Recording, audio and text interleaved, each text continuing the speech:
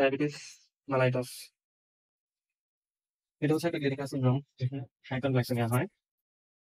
এই হাইপারগ্লাইসেমিয়া কেন হয়? হাইপারগ্লাইসেমিয়া হয় হচ্ছে ইনসুলিন ডেফিসিয়েন্সির জন্য। এই ইনসুলিন ডেফিসিয়েন্সি ২ রকম হতে পারে।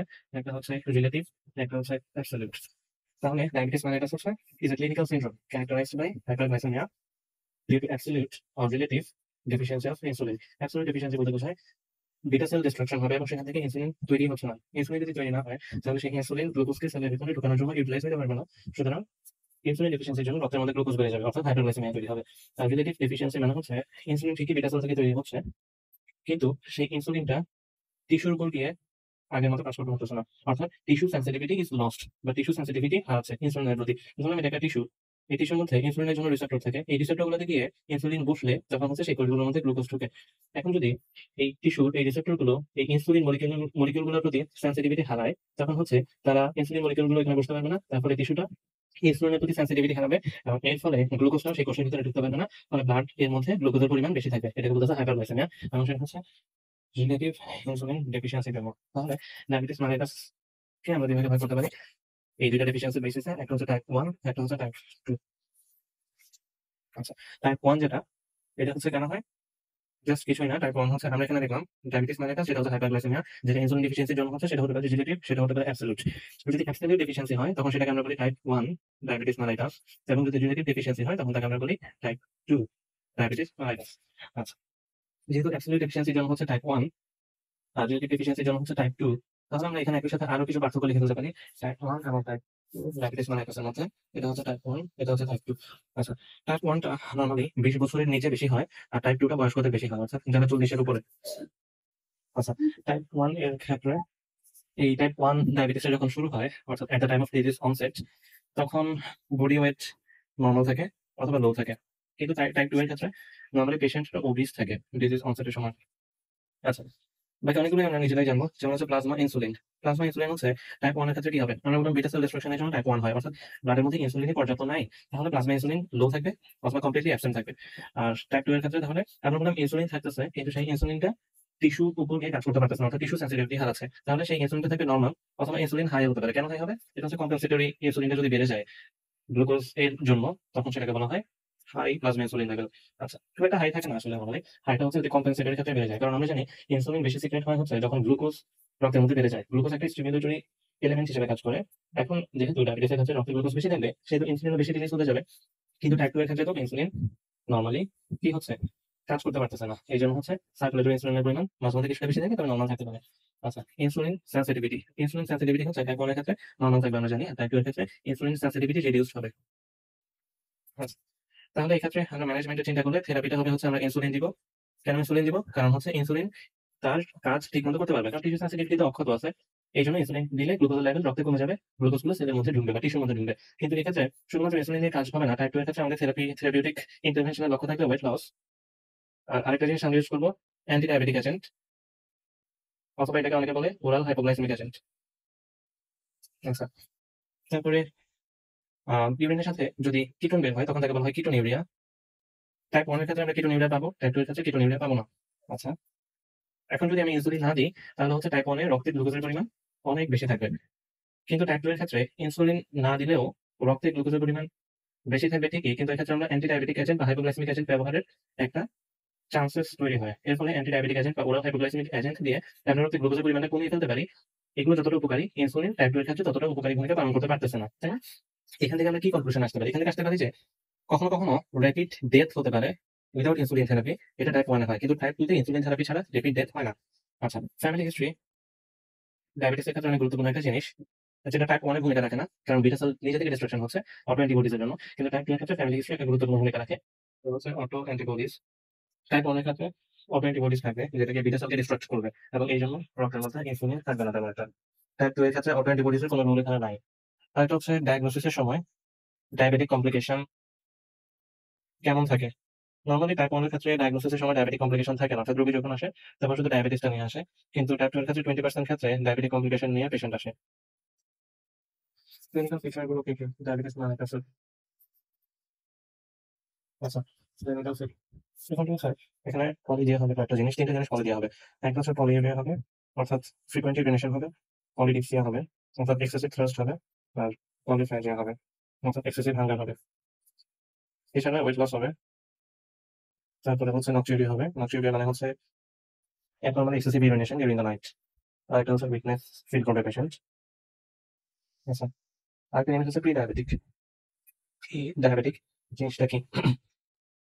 এটা হচ্ছে intermediate metabolic stage of glucose between normal glucose homeostasis and diabetes mellitus. এই দুটার মাঝখানে একটা ইন্টারমিডিয়েট মেটাবলিক স্টেজ থাকে গ্লুকোজের, যখন গ্লুকোজটা সেলের মধ্যে পুরোপুরি ঢুকতে পারতেছে না, কিন্তু ঢুকতেছে যতটুকু না ডায়াগনস্টিক্যালি ক্রাইটেরিয়া অফ ডায়াবেটিস হচ্ছে ততটুকু পর্যন্ত ঢুকতেছে। সেটা মানে হচ্ছে যে তার ওভার ডায়াবেটিস নাই, অর্থাৎ সে আসলে ডায়াবেটিসের পেশেন্ট না বা ওভার ডায়াবেটিস তার নাই, কিন্তু সে পুরোপুরি সুস্থ হবে। এটাকে বলতেছে প্রি ডায়াবেটিক। তাহলে এটাকে আমরা বলতে পারি intermediate metabolic stage of glucose between normal glucose homeostasis and diabetes mellitus.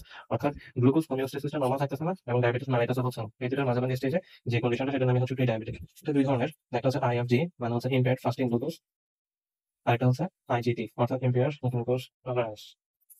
এই দুইটা লাইফ মেজার করার জন্য ডব্লিউএইচও ক্রাইটেরিয়া আছে। এই ডব্লিউএইচও ক্রাইটেরিয়াটা অনুযায়ী এই টেস্টটা করা হয় হচ্ছে ওজিটিটি এর মাধ্যমে, অর্থাৎ ওরাল গ্লুকোজ টলারেন্স টেস্ট এর মাধ্যমে এদেরকে ক্রাইটেরিয়ায় ফেলা হয়। ওজিটিটি করলে আমরা এই টেস্টটা দুই ভাগে করি। একটা হচ্ছে ওভারনাইট সে কিছু না খেয়ে সকালবেলা এসে তার ব্লাড গ্লুকোজটা দেয় এবং সেখানে হচ্ছে প্লাজমা গ্লুকোজ কতটুকু আছে সেটা আমরা মেজার করি। ব্লাড দেয়, ব্লাডের মধ্যে গ্লুকোজ কতটুকু আছে, প্লাজমা গ্লুকোজ কতটুকু আছে সেটা আমরা মেজার করি। সেটা বলা হয় ফাস্টিং প্লাজমা গ্লুকোজ। এবং এরপরে 75 গ্রাম গ্লুকোজ খাওয়ানো হয় তাকে একটা সলিউশন তৈরি করে, এবং 75 গ্রাম গ্লুকোজ খাওয়ার 2 ঘন্টা পরে, অর্থাৎ এটাকে বলা হয় 2 আওয়ার আফটার 75 গ্রাম গ্লুকোজ লোড, এরপরে তার প্লাজমা গ্লুকোজ এর পরিমাণটা আরেকবার দেখা হয়। আচ্ছা, তাহলে ফাস্টিং প্লাজমা গ্লুকোজ যেটা এটা নরমাল অবস্থায় 6.1 মিলিমোল পার লিটার থেকে কম থাকে, এবং 2 আওয়ার আফটার 75 গ্রাম গ্লুকোজ এটা থাকে 7.8 মিলিমোল পার লিটার থেকে কম। কিন্তু যখন আইএফজি হয় তখন অর্থাৎ ইম্পেয়ার্ড ফাস্টিং গ্লুকোজ যখন থাকে নাম থেকে বোঝা যাচ্ছে, তখন ফাস্টিং অবস্থায় গ্লুকোজের পরিমাণটা নিশ্চয়ই 6.1 এর কম থাকবে না, তখন সেটা থাকবে হচ্ছে 6.1 থেকে 6.9 এর মধ্যে। এবং 2 আওয়ার আফটার 75 গ্রাম গ্লুকোজ লোড এটা 7.8 থেকে কমই থাকবে, কেননা এক্ষেত্রে লিভার অনেকটুকু গ্লুকোজকে হোমিওস্ট্যাসিসের মাধ্যমে গ্লাইকোজেন রূপে কনভার্ট করে ফেলতে পারছে, অর্থাৎ ব্লাডে গ্লুকোজটাকে মেইনটেইন করতে পারতেছে স্টিল। এই জন্য এটাকে বলতেছে pre diabetic state, over diabetes না। আচ্ছা, আরেকটা হচ্ছে ইম্পেয়ার্ড গ্লুকোজ টলারেন্স। এক্ষেত্রে হচ্ছে ফাস্টিং অবস্থায় প্লাজমা গ্লুকোজটা 6.1 থেকে কম থাকবে না, এটা থাকবে 7 থেকে কম, এবং 2 আওয়ার আফটার 75 গ্রাম গ্লুকোজ লোড তখন এটা 7.8 থেকে কম থাকবে না, রাদার এটা থাকবে 7.8 থেকে। আচ্ছা, তাহলে সেটাকে আমরা বলতেছি আইজিটি, যেটা 7 থেকে কম থাকতেছে ফাস্টিং প্লাজমা গ্লুকোজ, এবং 7.8 থেকে 11 এর মধ্যে থাকতেছে 2 আওয়ার আফটার 75 গ্রাম গ্লুকোজ লোড। এটা কনসিকুয়েন্স বা ইম্পর্টেন্স যদি বলা হয় প্রি ডায়াবেটিসের কনসিকুয়েন্স অথবা ইম্পর্টেন্স, অর্থাৎ এখান থেকে আসলে আলটিমেটলি কি হয় প্রি ডায়াবেটিস স্টেজ থেকে। প্রি ডায়াবেটিক প্রি ডায়াবেটিক্স যারা তারা হচ্ছে increased risk of developing diabetes mellitus later, ভবিষ্যতে তাদের ডায়াবেটিস মেলাইটাস হওয়ার হাই চান্স থাকে। আর একটা হচ্ছে প্রি ডায়াবেটিক্স যারা তাদের হচ্ছে increased risk of developing vascular complications. আর একটা হচ্ছে এটা একটা কশনারি ক্লিনিক্যাল মেসেজ যে আমার ভবিষ্যতে ডায়াবেটিস হতে পারে, ওভার ডায়াবেটিস মেলাইটাস হতে পারে, এই জন্য প্রিভেন্টিভ মেজার নিতে পারি। প্রিভেন্টিভ মেজার কিভাবে নিতে পারি? ডায়াবেটিসের ক্ষেত্রে প্রিভেন্টিভ মেজার নেওয়া হয় ডায়েটারি এবং লাইফস্টাইল মডিফিকেশনের মাধ্যমে। তাহলে ডায়েট মডিফিকেশন করতে হবে, একটা হচ্ছে লাইফস্টাইল মডিফিকেশন করতে হবে। 3 নম্বর পয়েন্টটা বলতে চাচ্ছি, it is a useful cautionary clinical message to decide on preventive measures through dietary and lifestyle modifications.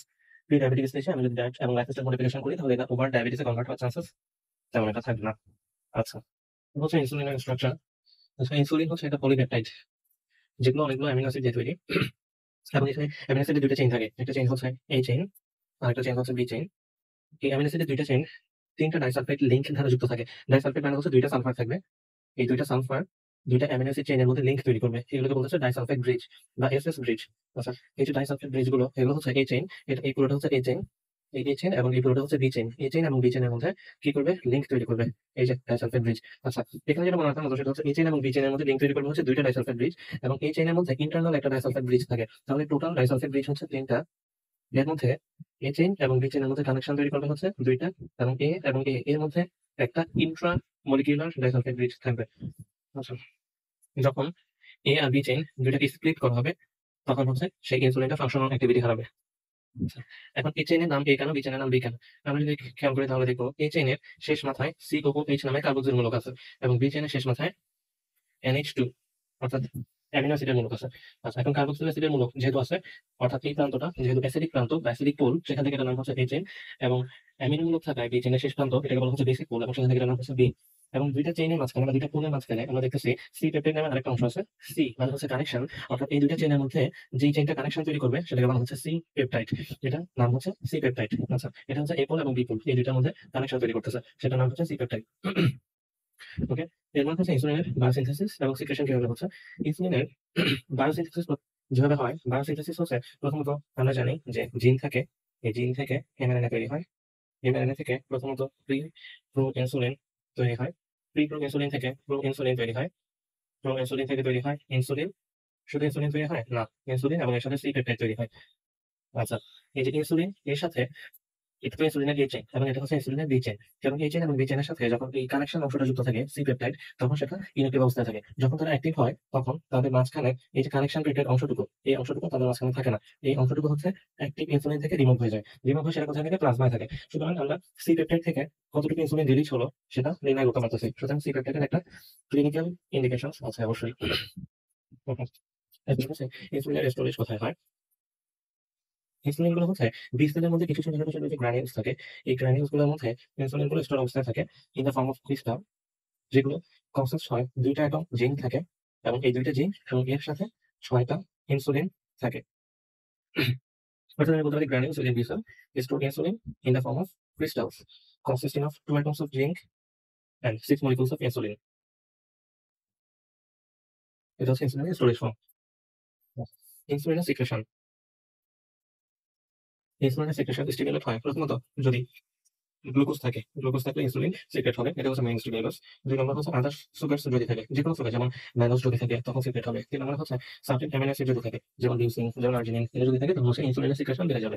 তারপর হচ্ছে কিছু হরমোনের জন্য ইনসুলিনের সিক্রেশন বেড়ে যায়। হরমোনের মধ্যে আমরা বলতে পারি যেমন গ্লুকাগন লাইক পেপটাইড গুলো আছে, GLP-1। 5 নম্বর হচ্ছে নিউরন টিস্যু অ্যাক্টিভিটি, অর্থাৎ এক্ষেত্রে আমরা বলতে পারি ফিজিক্যাল অ্যাক্টিভিটি, এর জন্য ইনসুলিন সিক্রেশন হয়। এগুলো হচ্ছে সিক্রেশনের জন্য, ইনসুলিন সিক্রেশনের জন্য স্টিমুলাস রূপে কাজ করে। তারপর হচ্ছে ইনসুলিন ডিগ্রেডেশন কোথায় হয়? ইনসুলিনের ডিগ্রেডেশন হয় হচ্ছে দুইটা জায়গায়, একটা হচ্ছে লিভার আর এটা হচ্ছে কিডনি। অর্থাৎ এখন আমরা যে এন্ডোজেনাস ইনসুলিন তৈরি হয় আমাদের বডিতে বিটা সেল থেকে, সেই ইনসুলিনটা লিভারে 60% ডিগ্রেডেশন হয়, কিন্তু কিডনিতে সেটা হয় 35 থেকে 40%। এবং বাহির থেকে যে এক্সোজেনাস ইনসুলিন নেওয়া হয় সেই ইনসুলিনটা লিভারে 30 to 40% ডিগ্রেড হয় এবং কিডনিতে সেটা 60% পর্যন্ত ডিগ্রেডেশন হয়। আর ইনসুলিনের হাফ লাইফ অনেক কম, হাফ লাইফ অফ ইনসুলিন হচ্ছে মাত্র 3 থেকে মিনিটস। ওকে, তারপর হচ্ছে ইনসুলিনের মেকানিজম অফ অ্যাকশন।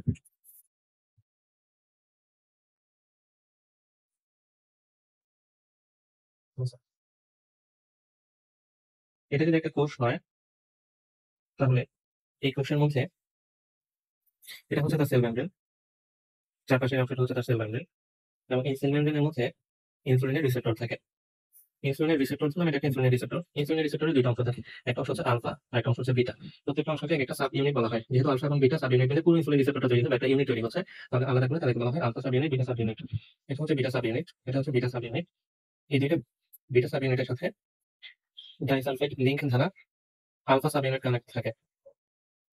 এটা হচ্ছে আলফা সাব ইউনিট। দুইটা আলফা সাব ইউনিটের মধ্যে আবার ডাইসালফাইড লিংক থাকে। প্রথমত ইনসুলিন গিয়ে এই আলফা সাব ইউনিটকে বাইন্ড করে, এখানে গিয়ে ইনসুলিন বসলো। তাহলে প্রথম স্টেপটা হচ্ছে insulin binds to the alpha sub unit of its receptor. আচ্ছা, এর ফলে কি হবে? এই যে বিটা সাব ইউনিট যেটা আছে, এই বিটা সাব ইউনিটটার অটো ফসফোরাইলেশন হবে, অর্থাৎ auto phosphorylation of the beta sub unit of the insulin receptor. যখনই ফসফোরাইলেশন হবে তখনই হচ্ছে এটার সাথে যে টাইরোসিন কাইনেসটা যুক্ত আছে, বিটা সাব ইউনিটের সাথে টাইরোসিন কাইনেস যুক্ত থাকে, তার অ্যাক্টিভেশন হবে, অর্থাৎ activation of tyrosine kinase activity of the intracellular portion of beta sub unit. আচ্ছা, যখন এই টাইরোসিন কাইনেসটা কি হবে? অ্যাক্টিভ হবে, তখনই হচ্ছে কিছু সাইটোপ্লাজমিক এনজাইমের ফসফোরাইলেশন হবে এবং কিছু সাইটোপ্লাজমিক এনজাইমের ডিফসফোরাইলেশন। এবং এই এনজাইমগুলোর নাম আছে, এটাকে বলা হয় ইনসুলিন রিসেপ্টর সাবস্ট্রেট, আইআরএস বলা হয় এটাকে। অর্থাৎ আইআরএস যেটা ইনসুলিন রিসেপ্টর সাবস্ট্রেট বা এনজাইম, যেগুলো এই এনজাইমগুলো ফসফোরাইলেশন হবে আর কিছু এনজাইমের ডিফসফোরাইলেশন হবে। যেসব এনজাইমের ফসফোরাইলেশন হবে সেগুলো হচ্ছে অ্যাক্টিভ হবে, আর যারা ডিফসফোরাইলেশন হবে সেগুলো হচ্ছে অ্যাক্টিভ হবে না। এর পরের স্টেপটা হলো বলতে পারি activation of some cytoplasmic enzyme and inactivation of others. এর ফলে তার অ্যাক্টিভিটি গুলো তারা দেখাবে এনজাইমগুলো, অর্থাৎ এনজাইমগুলো হচ্ছে কি করবে? যেমন হচ্ছে ট্রান্সলোকেশন করবে গ্লুকোজ ট্রান্সপোর্টারকে, অর্থাৎ গ্লুকোজ ট্রান্সপোর্টার যেটা GLUT4, GLUT, গ্লুকোজ ট্রান্সপোর্টার 4 যেটা, সেটা হচ্ছে সেল মেমব্রেনে নিয়ে যাবে। এবং যখনই GLUT4টা সেল মেমব্রেনে নিয়ে যাবে তখন হচ্ছে GLUT4 এটা যখন সেল মেমব্রেনে নিয়ে বসাবে তখন হচ্ছে এক্সট্রা সেলুলার যে গ্লুকোজ আছে সেই এক্সট্রা সেলুলার গ্লুকোজ গুলো হচ্ছে সেলের মধ্যে ঢুকবে, তাই তো? আচ্ছা, এক্সট্রা সেলুলার গ্লুকোজ বলতে বোঝাচ্ছি ব্লাডের মধ্যে যে গ্লুকোজ আছে, সেই ব্লাডের মধ্যে গ্লুকোজ গুলো কোষের মধ্যে ঢুকে একটা ট্রান্সপোর্টার দিয়ে, অবশ্যই সেই ট্রান্সপোর্টারটার নাম হচ্ছে GLUT4। তো যখনই এনজাইম গুলো কি করবে? অ্যাক্টিভ হবে, তখন এনজাইম গুলো কিছু সাবস্ট্রেট তৈরি করবে এবং এই সাবস্ট্রেট গুলোর মধ্যে গ্লুকোজ ট্রান্সপোর্টারটা যেটা, সেটা হচ্ছে কি হবে? সেল মেমব্রেনে গিয়ে ট্রান্সলোকেট হবে, অর্থাৎ translocation of glucose transporter 4 on the cell membrane for increased glucose accumulation, অর্থাৎ গ্লুকোজটা ফেলে দিবেন। তাহলে translocation of glucose transporter to the cell membrane with resultant increase in glucose uptake. 2 নম্বর হচ্ছে গ্লাইকোজেন সিনথেসিসটা বাড়বে আচ্ছা, এটাকে বলছে ইনক্রিজড গ্লাইকোজেন সিনথেসিস। কেন? কারণ হচ্ছে ইনসুলিনটা তো নিশ্চয়ই গ্লুকোজ কমাইতে যাবে, তাই না? এই জন্য হচ্ছে গ্লুকোজটাকে গ্লাইকোজেনে কনভার্ট করবে এবং গ্লাইকোজেন সিনথেসিস মানে এই প্রোটিনটাকে আমরা বলছি গ্লাইকোজেনেসিস। তাহলে increased glycogen synthesis activity and increased glycogenesis. গ্লাইকোজেনেসিসের জন্য যে এনজাইমটা লাগবে সেটার নাম হচ্ছে গ্লাইকোজেন সিনথেসিস। গ্লাইকোজেন সিনথেসিসটা গ্লুকোজ থেকে গ্লাইকোজেনেসিস প্রক্রিয়ায় গ্লাইকোজেন তৈরি করে। সুতরাং গ্লাইকোজেন সিনথেসিসের অ্যাক্টিভিটি বাড়বে। ইনসুলিন কোন এনজাইমটার অ্যাক্টিভিটি বাড়বে? গ্লাইকোজেন সিনথেসিস এনজাইমটার অ্যাক্টিভিটি বাড়বে, ফলে গ্লাইকোজেনেসিস করবে। 3 নম্বর হচ্ছে প্রোটিন সিনথেসিসের উপর সে কাজ করবে। তাহলে multiple effects on protein synthesis, lipid সিনথেসিসের উপর কাজ করবে। তাহলে ইফেক্টস অন লিপিড সিনথেসিস এবং ইফেক্টস অন লিপিড লাইসিস। অর্থাৎ লিপিডের উপর দুই ধরনের কাজই ইনসুলিন করে, গ্লাইকোজেনেসিস এবং লাইপোলাইসিস। তারপরে হচ্ছে ট্রান্সক্রিপশন ফ্যাক্টর গুলোকে সে অ্যাক্টিভেট করবে এবং ট্রান্সক্রিপশন ফ্যাক্টর যখন অ্যাক্টিভেট হয় তখন ট্রান্সক্রিপশনের মাধ্যমে কি হয়? ডিএনএ থেকে এমআরএনএ হয়, তাই না? সুতরাং activation of transcription factor that enhance DNA synthesis and ultimately DNA থেকে এমআরএনএ, এমআরএনএ থেকে প্রোটিন হয়, সেল গ্রোথ হবে এবং সেল গ্রোথ ডিভিশন বাড়বে। তাহলে activation of transcription factors that enhance DNA synthesis and cell growth and division. আচ্ছা, এই পুরোটা হচ্ছে mechanism of action. In summary যদি বলি তাহলে হচ্ছে ইনসুলিন একটা সেলের উপর কিভাবে কাজ করে। প্রথমত হচ্ছে ইনসুলিন যে রিসেপ্টর, এই রিসেপ্টর হচ্ছে দুইটা রিসেপ্টর থাকে ইনসুলিনের।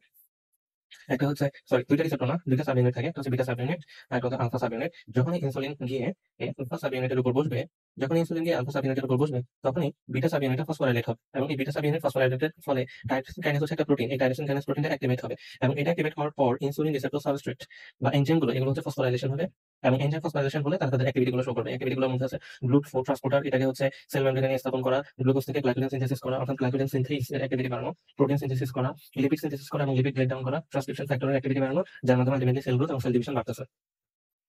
এরপরে আমরা ইনসুলিনের ফার্মাকোলজিক্যাল অ্যাকশন দেখব। আচ্ছা, ইনসুলিন হচ্ছে প্রথমত আমরা যেসব খাবার খাই, ইনসুলিন সবগুলো খাবারের উপরে কিছু না কিছু কাজ করে থাকে। যেমন হচ্ছে আমরা যে কার্বোহাইড্রেট খাই, ইনসুলিন হচ্ছে এই কার্বোহাইড্রেট মেটাবলিজমের উপর তার মেজর ভূমিকা থাকে। তাহলে কার্বোহাইড্রেট মেটাবলিজম কোথায় কোথায় হয়? লিভারে হয় প্রথমত, স্কেলেটাল মাসলে হয়, অ্যাডিপোজ টিস্যুতে হয়। আচ্ছা, ইনসুলিন ওভারঅল সবসময় গ্লুকোজের পরিমাণকে ব্লাডের মধ্যে কমানোর চেষ্টা করবে।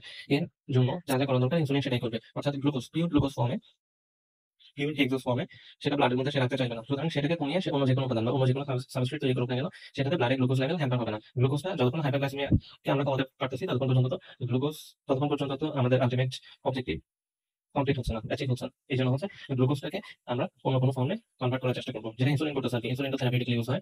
আচ্ছা, তো লিভারের উপর কার্বোহাইড্রেট মেটাবলিজমের উপর যেটা কাজ করে সেটা হচ্ছে লিভারে গ্লাইকোজেনেসিসকে সে বাড়ায়।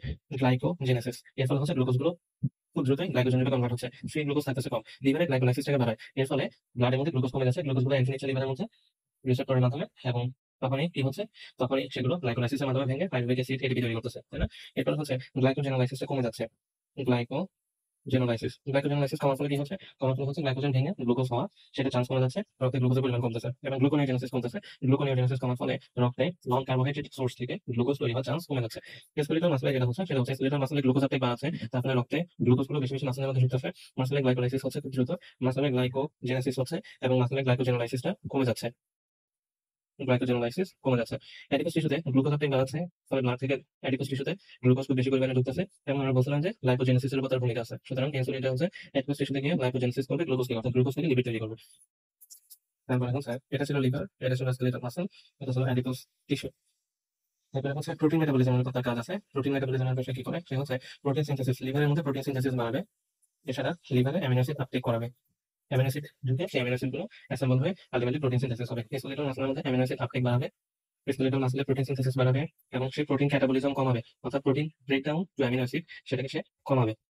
তাই তো? আচ্ছা, এরপরে হচ্ছে release of gluconeogenic amino acid সে কমাবে। যেহেতু প্রোটিনের ক্যাটাবলিজম কম আছে, তাহলে প্রোটিন থেকে অ্যামিনো অ্যাসিড কম হচ্ছে এবং কিছু অ্যামিনো অ্যাসিড আছে যেগুলো গ্লুকোনিওজেনিক অ্যামিনো অ্যাসিড, যারা গ্লাইকোজেনোলাইসিস প্রক্রিয়া গ্লুকোনিওজেনেসিস প্রক্রিয়ায় গ্লুকোজ তৈরি করতে পারে, সেই অ্যামিনো অ্যাসিড সিনথেসিসকে তারা কমাবে। আর অ্যাডিপোজ টিস্যুর উপর প্রোটিন মেটাবলিজমে তেমন কোনো গুরুত্বপূর্ণ ভূমিকা নাই। তারপর হচ্ছে ফ্যাট মেটাবলিজমের উপর লিভারে লাইপোজেনেসিস বাড়াবে, লিভারে কিটোজেনেসিস কমাবে। আচ্ছা, এছাড়া স্কেলেটাল মাসলে হচ্ছে কিটোন আপটেক বাড়াবে আর অ্যাডিপোজ টিস্যুতে ফ্যাটি অ্যাসিড সিনথেসিস বাড়াবে।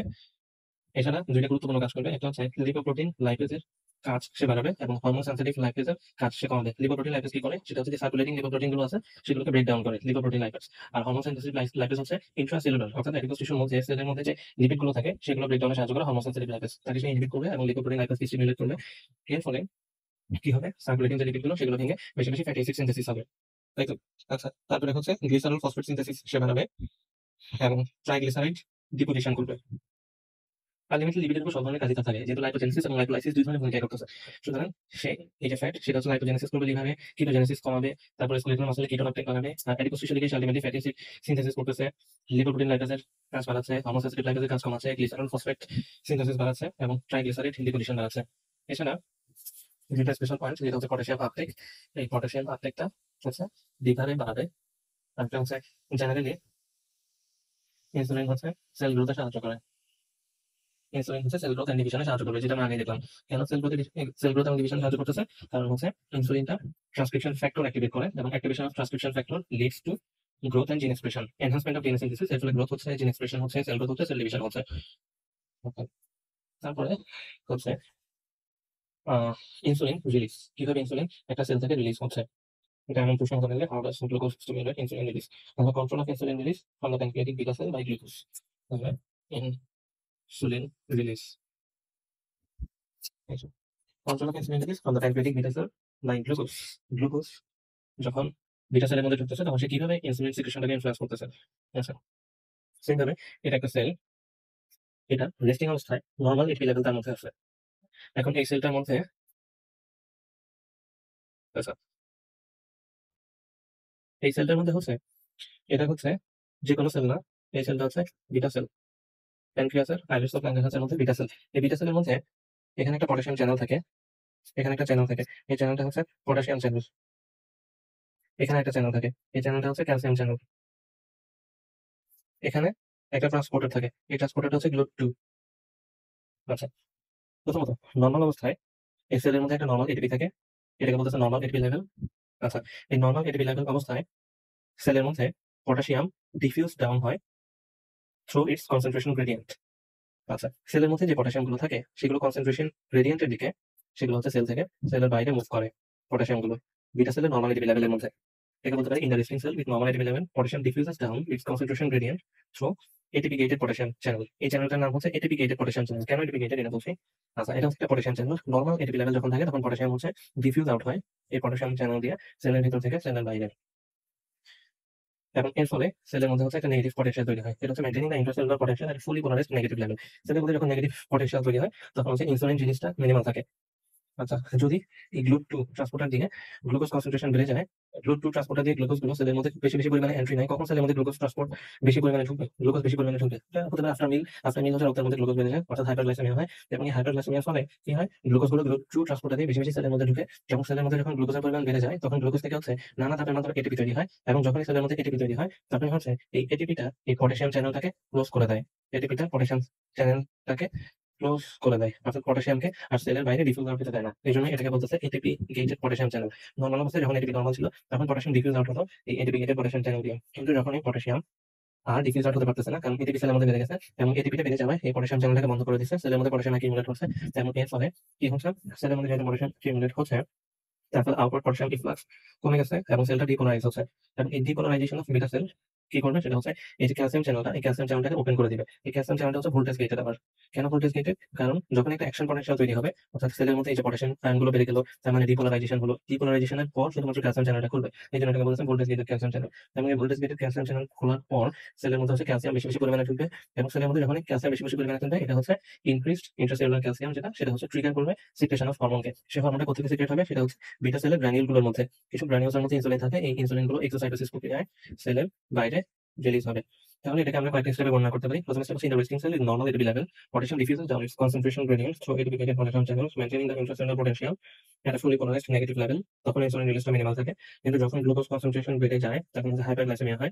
Hyperglycaemia results in increased intracellular ATP level, অর্থাৎ এটিপি লেভেল বেড়ে গেছে, এবং এর ফলে কি হবে, which close ATP dependent potassium channel, potassium চ্যানেলটাকে বন্ধ করে দিচ্ছে, তার ফলে ডিক্রিজ আউটওয়ার্ড পটাশিয়াম ইনফ্লাক্স, যেটা আলটিমেটলি রেজাল্ট ইন কি করবে, depolarisation of the beta cell and opening of voltage gated calcium channel. যখন ক্যালসিয়াম চ্যানেল চলে যাবে তখনই রেজাল্টিং ইনক্রিজড কি হবে, this results in increased intracellular calcium, এবং এই ইন্ট্রাসেলুলার ক্যালসিয়াম বাড়ার পর সেটা হচ্ছে ট্রিগার করবে ইনসুলিন সিক্রেশনটাকে, ইনসুলিন হরমোন সিক্রেশনটাকে, এরপর ইনসুলিন হরমোনটা সিক্রেট হবে। আচ্ছা, তারপরে হচ্ছে ইনসুলিন কিভাবে ব্লাড গ্লুকোজ লেভেলকে কমায়, অর্থাৎ এটাকে আমরা বলতে পারি anti diabetic effect of insulin. এটা আমরা আগে দেখে আসছি। Anti diabetic effect of insulin কি, সেটা হচ্ছে ইনসুলিন কতগুলো কাজ করে, যেমন ইনসুলিন হচ্ছে গ্লাইকোজেনেসিস করে, এরপরে হচ্ছে গ্লুকোজ আপটেকটাকে বাড়ায়, তারপরে হচ্ছে গ্লাইকোলাইসিসটাকে বাড়ায়, তারপরে হচ্ছে গ্লাইকোজেনোলাইসিসকে কমায়, তারপরে হচ্ছে গ্লুকোনিওজেনেসিসটাকে কমায়। এর মাধ্যমে হচ্ছে ইনসুলিন ব্লাড গ্লুকোজ লেভেলকে কমায়। ইনসুলিনের ৩ ধরনের সোর্স আছে। একটা হচ্ছে বোভাইন ইনসুলিন, যেটা হচ্ছে ক্যাটল এনিমেল থেকে নেওয়া হয়, নরমালি কাউ থেকে নেওয়া হয়। এবং এক্ষেত্রে শুধুমাত্র হিউম্যান ইনসুলিনের সাথে বোভাইন ইনসুলিনের ৩টা অ্যামিনো অ্যাসিড ডিফার করে। বাকি সব অ্যামিনো অ্যাসিড সেম। এবং এটা হচ্ছে মোর অ্যান্টিজেনিক। আরেকটা ইনসুলিন হচ্ছে পোর্সাইন ইনসুলিন, যেটা হচ্ছে পর্ক থেকে নেওয়া হয়। এবং এটা হিউম্যান ইনসুলিনের সাথে অনলি একটা অ্যামিনো অ্যাসিড ডিফার করে, এবং এটা হচ্ছে লেস অ্যান্টিজেনিক অথবা ইমিউনোজেনিক। আরেকটা হচ্ছে হিউম্যান ইনসুলিন। এবং এই হিউম্যান ইনসুলিনটা কখনো কখনো এনজাইম মডিফিকেশন করা হয়, অর্থাৎ এনজাইম দিয়ে মডিফাই করা হয় কোন ইনসুলিনটাকে, পোর্সাইন ইনসুলিনটাকে। এই পোর্সাইন ইনসুলিনটাকে এনজাইম দিয়ে মডিফাই করে হিউম্যান ইনসুলিনের মতো করা হয়, যেটাকে অ্যানালগ বলতেছে, অর্থাৎ সিমিলার ধরনের একটা ইনসুলিন তৈরি করতেছে। এটা খুব এভাবে খুব কম ইউজ হয়, বেশি ইউজ হয় হচ্ছে রিকম্বিনেন্ট ডিএনএ মাধ্যমে। নরমালি রিকম্বিনেন্ট ডিএনএ এর মাধ্যমে হচ্ছে প্রো ইনসুলিন তৈরি করা হয় প্রথমত, এবং আলটিমেটলি এই প্রো ইনসুলিন থেকে ইনসুলিন তৈরি হয়, ম্যাচিউর ইনসুলিন তৈরি হয়। এবং এটা করা হয় হচ্ছে যে ডিএনএটা ইনসুলিন সিনথেসিসের জন্য দায়ী, সেটাকে হচ্ছে ইন্ট্রোডিউস করা হয় ইথার ইকোলাইয়ের মধ্যে অথবা ইস্টের মধ্যে। এভাবে হচ্ছে ইনসুলিন তৈরি করা হয়। আচ্ছা, এরপর হচ্ছে antidiabetic drug. Antidiabetic drug according to mode of action, যে ধরনের আমরা অ্যান্টিডায়াবেটিক ড্রাগ দেখি, অ্যান্টিডায়াবেটিক ড্রাগ আর ওরাল হাইপোগ্লাইসেমিক ড্রাগের মধ্যে পার্থক্য আছে। ওরাল হাইপোগ্লাইসেমিক ড্রাগ হচ্ছে যারা রক্তে গ্লুকোজের পরিমাণ কমায়। অ্যান্টিডায়াবেটিক ড্রাগ নট নেসেসারি রক্তে গ্লুকোজের পরিমাণ কমাবে, সেগুলো কখনো কখনো অন্য মেকানিজমে কাজ করে। শুধু গ্লুকোজ রক্তে কমানো তাদের মূল পারপাস অবজেক্টিভ থাকে না, অন্য কাজে পছন্দ তারা করে থাকে। এই জন্য অ্যান্টিডায়াবেটিক ড্রাগ হচ্ছে broader spectrum. Oral hypoglycaemic agent হচ্ছে যারা শুধু রক্তে গ্লুকোজের পরিমাণ কমায়। Antidiabetic drug mode of action দুই ধরনের। একটা হচ্ছে প্যারেন্টাল অ্যান্টিডায়াবেটিক ড্রাগ, যেটা এন্টেরাল রুটে ইন্ট্রোডিউস করা হয়। এর মধ্যে হচ্ছে ইনসুলিন। আরেকটা হচ্ছে ওরাল হাইপোগ্লাইসেমিক এজেন্ট, যেগুলো হচ্ছে মুখে খাওয়া হয়, সেগুলোকে বলা হচ্ছে ওরাল হাইপোগ্লাইসেমিক এজেন্ট। আচ্ছা, অ্যান্টিডায়াবেটিক ড্রাগ নিয়ে যদি আলোচনা শুরু করি, তাহলে অ্যান্টিডায়াবেটিক ড্রাগগুলো হচ্ছে নরমালি ২ ধরনের হয়। একটা হচ্ছে প্যারেন্টাল অ্যান্টিডায়াবেটিক ড্রাগ, যেগুলো এন্টেরাল রুটে এন্ট্রি করা হয়। আর একটা হচ্ছে ওরাল অ্যান্টিডায়াবেটিক ড্রাগ বা oral hypoglycemic drug. Parenteral antidiabetic ড্রাগের মধ্যে শুধু একটাই আছে, সেটা হচ্ছে ইনসুলিন। আর ওরাল হাইপোগ্লাইসেমিক ড্রাগসের মধ্যে অনেকগুলো ওষুধ আছে। আচ্ছা, প্রথমে প্যারেন্টাল হাইপোগ্লাইসেমিক এজেন্ট অথবা প্যারেন্টাল অ্যান্টিডায়াবেটিক ড্রাগ বা ইনসুলিন নিয়ে দেখি। তাহলে ইনসুলিন, যেটা প্যারেন্টাল অ্যান্টিডায়াবেটিক ড্রাগ অথবা প্যারেন্টাল হাইপোগ্লাইসেমিক এজেন্ট, এই ইনসুলিনের প্রিপারেশন গুলো নিয়ে দেখবো শুরুতে। ইনসুলিনের প্রিপারেশন, অথবা এগুলোকে বলা হচ্ছে ইনসুলিন অ্যানালগস। ইনসুলিন প্রিপারেশন বা ইনসুলিন অ্যানালগস। আচ্ছা, ইনসুলিন প্রিপারেশন কি? Insulin preparation for the only parenteral hypoglycaemic agent, যেটা হচ্ছে প্যারেন্টাল রুটে প্রবেশ করানো হয়। এটা হচ্ছে একমাত্র প্যারেন্টাল হাইপোগ্লাইসেমিক এজেন্ট। এবং এখানে 4 ধরনের ইনজেক্টেড ইনসুলিন অ্যাভেলেবল পাওয়া যায়। প্রথমটা হচ্ছে র্যাপিড অ্যাক্টিং। 4 ধরনের প্যারেন্টাল ইনসুলিন অ্যাভেলেবল পাওয়া যায়। 4 principal types of injected insulin. একটা হচ্ছে প্যারেন্টাল সবগুলোই। একটা হচ্ছে র্যাপিড অ্যাক্টিং, যেটা অনসেট থেকে অনেক ফাস্ট এবং ডিউরেশন থেকে শর্ট। আরেকটা হচ্ছে শর্ট অ্যাক্টিং ইনসুলিন, যেটা অনসেট অফ অ্যাকশন থেকে র্যাপিড, অর্থাৎ অনেক ফাস্ট অনসেট অফ অ্যাকশন থাকে এবং ডিউরেশন অফ অ্যাকশন মোটামুটি থাকে। আরেকটা হচ্ছে ইন্টারমিডিয়েট অ্যাক্টিং, এবং আরেকটা হচ্ছে লং অ্যাক্টিং। আচ্ছা, র্যাপিড অ্যাক্টিং, এটা আরেকটা নাম হচ্ছে ultra short acting insulin. Rapid acting অথবা আল্ট্রা শর্ট অ্যাক্টিং ইনসুলিন, এটার মধ্যে 4টা ইনসুলিন অ্যানালগ করে। প্রথমটা হচ্ছে ইনসুলিন লিসপ্রো, তারপরে হচ্ছে ইনসুলিন অ্যাসপার্ট, তারপরে হচ্ছে ইনসুলিন গ্লুলিসাইন, এবং তারপরে হচ্ছে human insulin recombinant inhaled. Rapid বা আল্ট্রা শর্ট অ্যাক্টিং ইনসুলিন, এর মধ্যে পড়বে insulin lispro, insulin aspart, insulin glulisine এবং হিউম্যান ইনসুলিন রিকম্বিনেন্ট ইনহেলড। এটা অনসেট অফ অ্যাকশন হচ্ছে 15 মিনিট, খুব দ্রুত এটা কাজ শুরু করবে। এবং এটা ডিউরেশন অফ অ্যাকশন হচ্ছে 3 থেকে 4 ঘন্টা। এবং এটার রুট অফ অ্যাডমিনিস্ট্রেশন এগুলো সবগুলো হচ্ছে আইভি। আচ্ছা, শর্ট অ্যাক্টিং ইনসুলিন, এটার মধ্যে 3 ধরনের ইনসুলিন আছে শর্ট অ্যাক্টিং। সেগুলো হচ্ছে রেগুলার, তারপরে ন্যাচারাল ইনসুলিনটা হচ্ছে শর্ট অ্যাক্টিং ইনসুলিন, এবং আরেকটা হচ্ছে সলিউবল ইনসুলিন। এগুলো হচ্ছে শর্ট অ্যাক্টিং ইনসুলিন। এই শর্ট অ্যাক্টিং ইনসুলিন গুলো, এগুলোর অনসেট অফ অ্যাকশন হচ্ছে 7 থেকে 1.5 ঘন্টা। এগুলোর ডিউরেশন অফ অ্যাকশন হচ্ছে 5 থেকে 8 ঘন্টা, এবং এগুলোর রুট অফ অ্যাডমিনিস্ট্রেশন হচ্ছে আইভি। আচ্ছা, তারপর হচ্ছে ইন্টারমিডিয়েট অ্যাক্টিং ইনসুলিন। এটার মধ্যে 2টি ইনসুলিন আছে। একটা হচ্ছে এটার মধ্যে 2টি ইনসুলিন আছে। একটা হচ্ছে এনপিএইচ, যেমন হচ্ছে নিউট্রাল প্রোটামিন হ্যাকেডন, আমরা এটাকে বলা হয় আইসোফেন ইনসুলিন। আইসোফেন ইনসুলিন অথবা নিউট্রাল প্রোটামিন হ্যাকেডন, এটা হচ্ছে ইন্টারমিডিয়েট অ্যাক্টিং ইনসুলিন। এবং আরেকটা হচ্ছে insulin zinc suspension, insulin zinc suspension. আচ্ছা, এদের এই দুইজন, এটা হচ্ছে ইন্টারমিডিয়েট অ্যাক্টিং ইনসুলিন, অর্থাৎ এদের অনসেট অফ অ্যাকশন হবে তাইলে 1 থেকে 2 ঘন্টা। এবং এদের ডিউরেশন অফ অ্যাকশন হবে 18 থেকে 24 ঘন্টা, মোটামুটি একদিন চলাফেরা হয়ে যায়। এবং এদের রুট অফ অ্যাডমিনিস্ট্রেশন হচ্ছে সাবকিউটেনাস। আচ্ছা, আর লং অ্যাক্টিং ইনসুলিন, এটার মধ্যে অনেকগুলো ইনসুলিন আছে। যেমন লং অ্যাক্টিং এর মধ্যে আছে হচ্ছে ক্রিস্টালাইন ইনসুলিন জিঙ্ক সাসপেনশন, আর এটাকে বলা হয় ultra lente insulin. Ultra lente insulin কেন বলা হয়? কারণ হচ্ছে ইনসুলিন জিঙ্ক সাসপেনশন, এটার আরেকটা নাম হচ্ছে লেন্টা ইনসুলিন। লেন্টা ইনসুলিন, তাহলে এটাও ইনসুলিন জিঙ্ক সাসপেনশন, কিন্তু এটা থাকে ক্রিস্টালাইন ফর্ম, এই জন্য এটার নাম হচ্ছে ultra lente insulin. Ultra lente insulin. এরপর আছে হচ্ছে প্রোটামিন জিঙ্ক ইনসুলিন সাসপেনশন। এখানে ছিল নিউট্রাল প্রোটামিন হ্যাগেটন, আর এখানে হচ্ছে প্রোটামিন জিঙ্ক ইনসুলিন সাসপেনশন। তারপর হচ্ছে ইনসুলিন গ্লার্জিন, তারপর হচ্ছে ইনসুলিন ডেটামির এবং ইনসুলিন ডিগ্লুটেক। তাহলে এরা যেহেতু লং অ্যাক্টিং ইনসুলিন, এদের অনসেট অফ অ্যাকশন হবে 3 থেকে 4 ঘন্টা, এদের ডিউরেশন অফ অ্যাকশন হবে 20 থেকে 37 ঘন্টা, অর্থাৎ একদিনেরও বেশি, এবং এদের রুট অফ অ্যাডমিনিস্ট্রেশন হচ্ছে একই, সাবকিউটেনাস। তাহলে ইনসুলিন প্রিপারেশন, ইনসুলিন অ্যামিলোগুলোকে টোটালি চার ভাগে ভাগ করা যায়। একটা হচ্ছে র্যাপিড বা আল্ট্রা শর্ট অ্যাক্টিং, তারপর হচ্ছে শর্ট অ্যাক্টিং, তারপর ইন্টারমিডিয়েট অ্যাক্টিং, তারপর লং অ্যাক্টিং। র্যাপিড বা আল্ট্রা শর্ট অ্যাক্টিং যেটা, সেটাকে আবার 4টা অ্যানালগ আছে, সেটা 4টা ফর্মস আছে। একটা হচ্ছে insulin lispro, insulin aspart, insulin glutamine, একটা হচ্ছে human insulin recombinant inhaled. Short acting insulin যেটা, সেটা আবার 3 ধরনের: regular insulin, natural insulin, soluble insulin. এবং র্যাপিড বা আল্ট্রা শর্ট অ্যাক্টিং এবং শর্ট অ্যাক্টিং, এই দুইটাই হচ্ছে আইভি রুটে অ্যাডমিনিস্টার করা হয়। তারপর ইন্টারমিডিয়েট অ্যাক্টিং ইনসুলিন, এটার মধ্যে আছে নিউট্রাল প্রোটামিন হ্যাগেটন অথবা আইসোফেন ইনসুলিন, এবং হচ্ছে ইনসুলিন জিঙ্ক সাসপেনশন, যেটা নাম হচ্ছে লেন্টা ইনসুলিন। আচ্ছা, আর আরেকটা যেটা হচ্ছে long acting insulin. Long acting ইনসুলিনের মধ্যে আছে ক্রিস্টালাইন ইনসুলিন জিঙ্ক সাসপেনশন, যেটা বলা হয় আল্ট্রা লেন্টা ইনসুলিন। তারপরে protamine zinc insulin suspension, insulin glargine, insulin detemir, insulin degludec. তাদের দুজনেরই রুট অফ অ্যাডমিনিস্ট্রেশন হচ্ছে সাবকিউটেনাস। দুজন বলতে ইন্টারমিডিয়েট এবং লং অ্যাক্টিং ইনসুলিন, এদের রুট অফ অ্যাডমিনিস্ট্রেশন হচ্ছে সাবকিউটেনাস। আচ্ছা, র্যাপিড বা আল্ট্রা শর্ট অ্যাক্টিং ইনসুলিন, তার অনসেট অফ অ্যাকশন হচ্ছে 15 মিনিট, ডিউরেশন অফ অ্যাকশন 3 থেকে 4 ঘন্টা। Short acting insulin, onset of action 1/2 থেকে 13 ঘন্টা, ডিউরেশন অফ অ্যাকশন 5 থেকে 8 ঘন্টা। ইন্টারমিডিয়েট অ্যাক্টিং ইনসুলিন, তার অনসেট অফ অ্যাকশন 1 থেকে 2 ঘন্টা এবং ডিউরেশন অফ অ্যাকশন 18 থেকে 24 ঘন্টা। লং অ্যাক্টিং ইনসুলিন, তার অনসেট অফ অ্যাকশন 3 থেকে 4 ঘন্টা এবং ডিউরেশন অফ অ্যাকশন হচ্ছে 20 থেকে 37 ঘন্টা। আচ্ছা, তারপর ইনসুলিনের দুটো মিক্সচার ব্যবহার করা হয়। ইনসুলিনের দুটো মিক্সচার ব্যবহার করা হয়, একটা হচ্ছে মিক্সচার, এই মিক্সচারগুলো ব্যবহার করা হয় নরমালি র্যাপিড অ্যাক্টিং অথবা শর্ট অ্যাক্টিং ইনসুলিন এর সাথে ইন্টারমিডিয়েট অ্যাক্টিং ইনসুলিন, এটাকে মিলিয়ে এই মিক্সচারটা ব্যবহার করা হয়। হুম, আচ্ছা, এটা 2 ধরনের আছে। একটা হচ্ছে শর্ট অ্যাক্টিং ইনসুলিন এর সাথে ইন্টারমিডিয়েট অ্যাক্টিং ইনসুলিন মিশিয়ে একটা মিক্সচার তৈরি করা হয়। সেটা হচ্ছে মিক্সচার অফ রেগুলার ইনসুলিন, যেটা একটা short acting insulin, plus neutral protamine Hagedorn, যেটা হচ্ছে ইন্টারমিডিয়েট অ্যাক্টিং ইনসুলিন। আচ্ছা, এই দুটাকে মিক্স করেও ইনসুলিন ব্যবহার করা হয়। এখন এই ক্ষেত্রে কখনো কখনো 20% রেগুলার ইনসুলিন থাকে, 80% এনপিএইচ থাকে, কখনো 30% রেগুলার ইনসুলিন থাকে এবং 70% এনপিএইচ থাকে, এবং এটা হচ্ছে মোস্ট কমন ইউজ করা হয়। কখনো 40% রেগুলার, 60% এনপিএইচ, এবং কখনো 50% রেগুলার এবং 50% এনপিএইচ থাকে। আচ্ছা, তারপরে আরেকটা ফর্ম হচ্ছে, সেটা হচ্ছে রেপিড অ্যাক্টিং ইনসুলিন এর সাথে ইন্টারমিডিয়েট অ্যাক্টিং ইনসুলিন, এই কম্বিনেশনে ব্যবহার করা হয়। এটার মধ্যে আছে লিস্প্রো, ইনসুলিন লিস্প্রো, যেটা রেপিড অ্যাক্টিং ইনসুলিন এর সাথে এনপিএইচ ইনসুলিন বা নিউট্রাল প্রোটামিন হ্যাগেটন ইনসুলিন মিক্স করা হয়। এখানে 25% লিস্প্রো ব্যবহার করলে 75% এনপিএইচ ব্যবহার করা হয়, অথবা 50% লিস্প্রো ব্যবহার করলে 50% এনপিএইচ ব্যবহার করা হয়। আচ্ছা, আমরা দেখতেছিলাম ইনসুলিন অ্যানালগ নিয়ে। আচ্ছা, ইনসুলিন অ্যানালগ হচ্ছে contract form of insulin, different from any organic in nature. অর্থাৎ ইনসুলিনের মতোই, কিন্তু ইনসুলিন না, তাকে কেমিক্যালি অল্টার করা হয়, but still available in the human body for performing the same action as human insulin in terms of glycaemic control. এটাকে genetic engineering এর মাধ্যমে ইনসুলিনের যে অ্যামিনো অ্যাসিড সিকোয়েন্স থাকে, সেই অ্যামিনো অ্যাসিড সিকোয়েন্সের মধ্যে চেঞ্জ করা হয়। কেন চেঞ্জ করা হয়? চেঞ্জ করা হয় হচ্ছে তার ফার্মাকোকাইনেটিক এবং ফার্মাকোডাইনামিক প্রপার্টিগুলোকে অল্টার করার জন্য। ফার্মাকোকাইনেটিক প্রপার্টিগুলোর মধ্যে আছে অ্যাবসর্পশন, ডিস্ট্রিবিউশন, মেটাবলিজম, এক্সক্রিশন।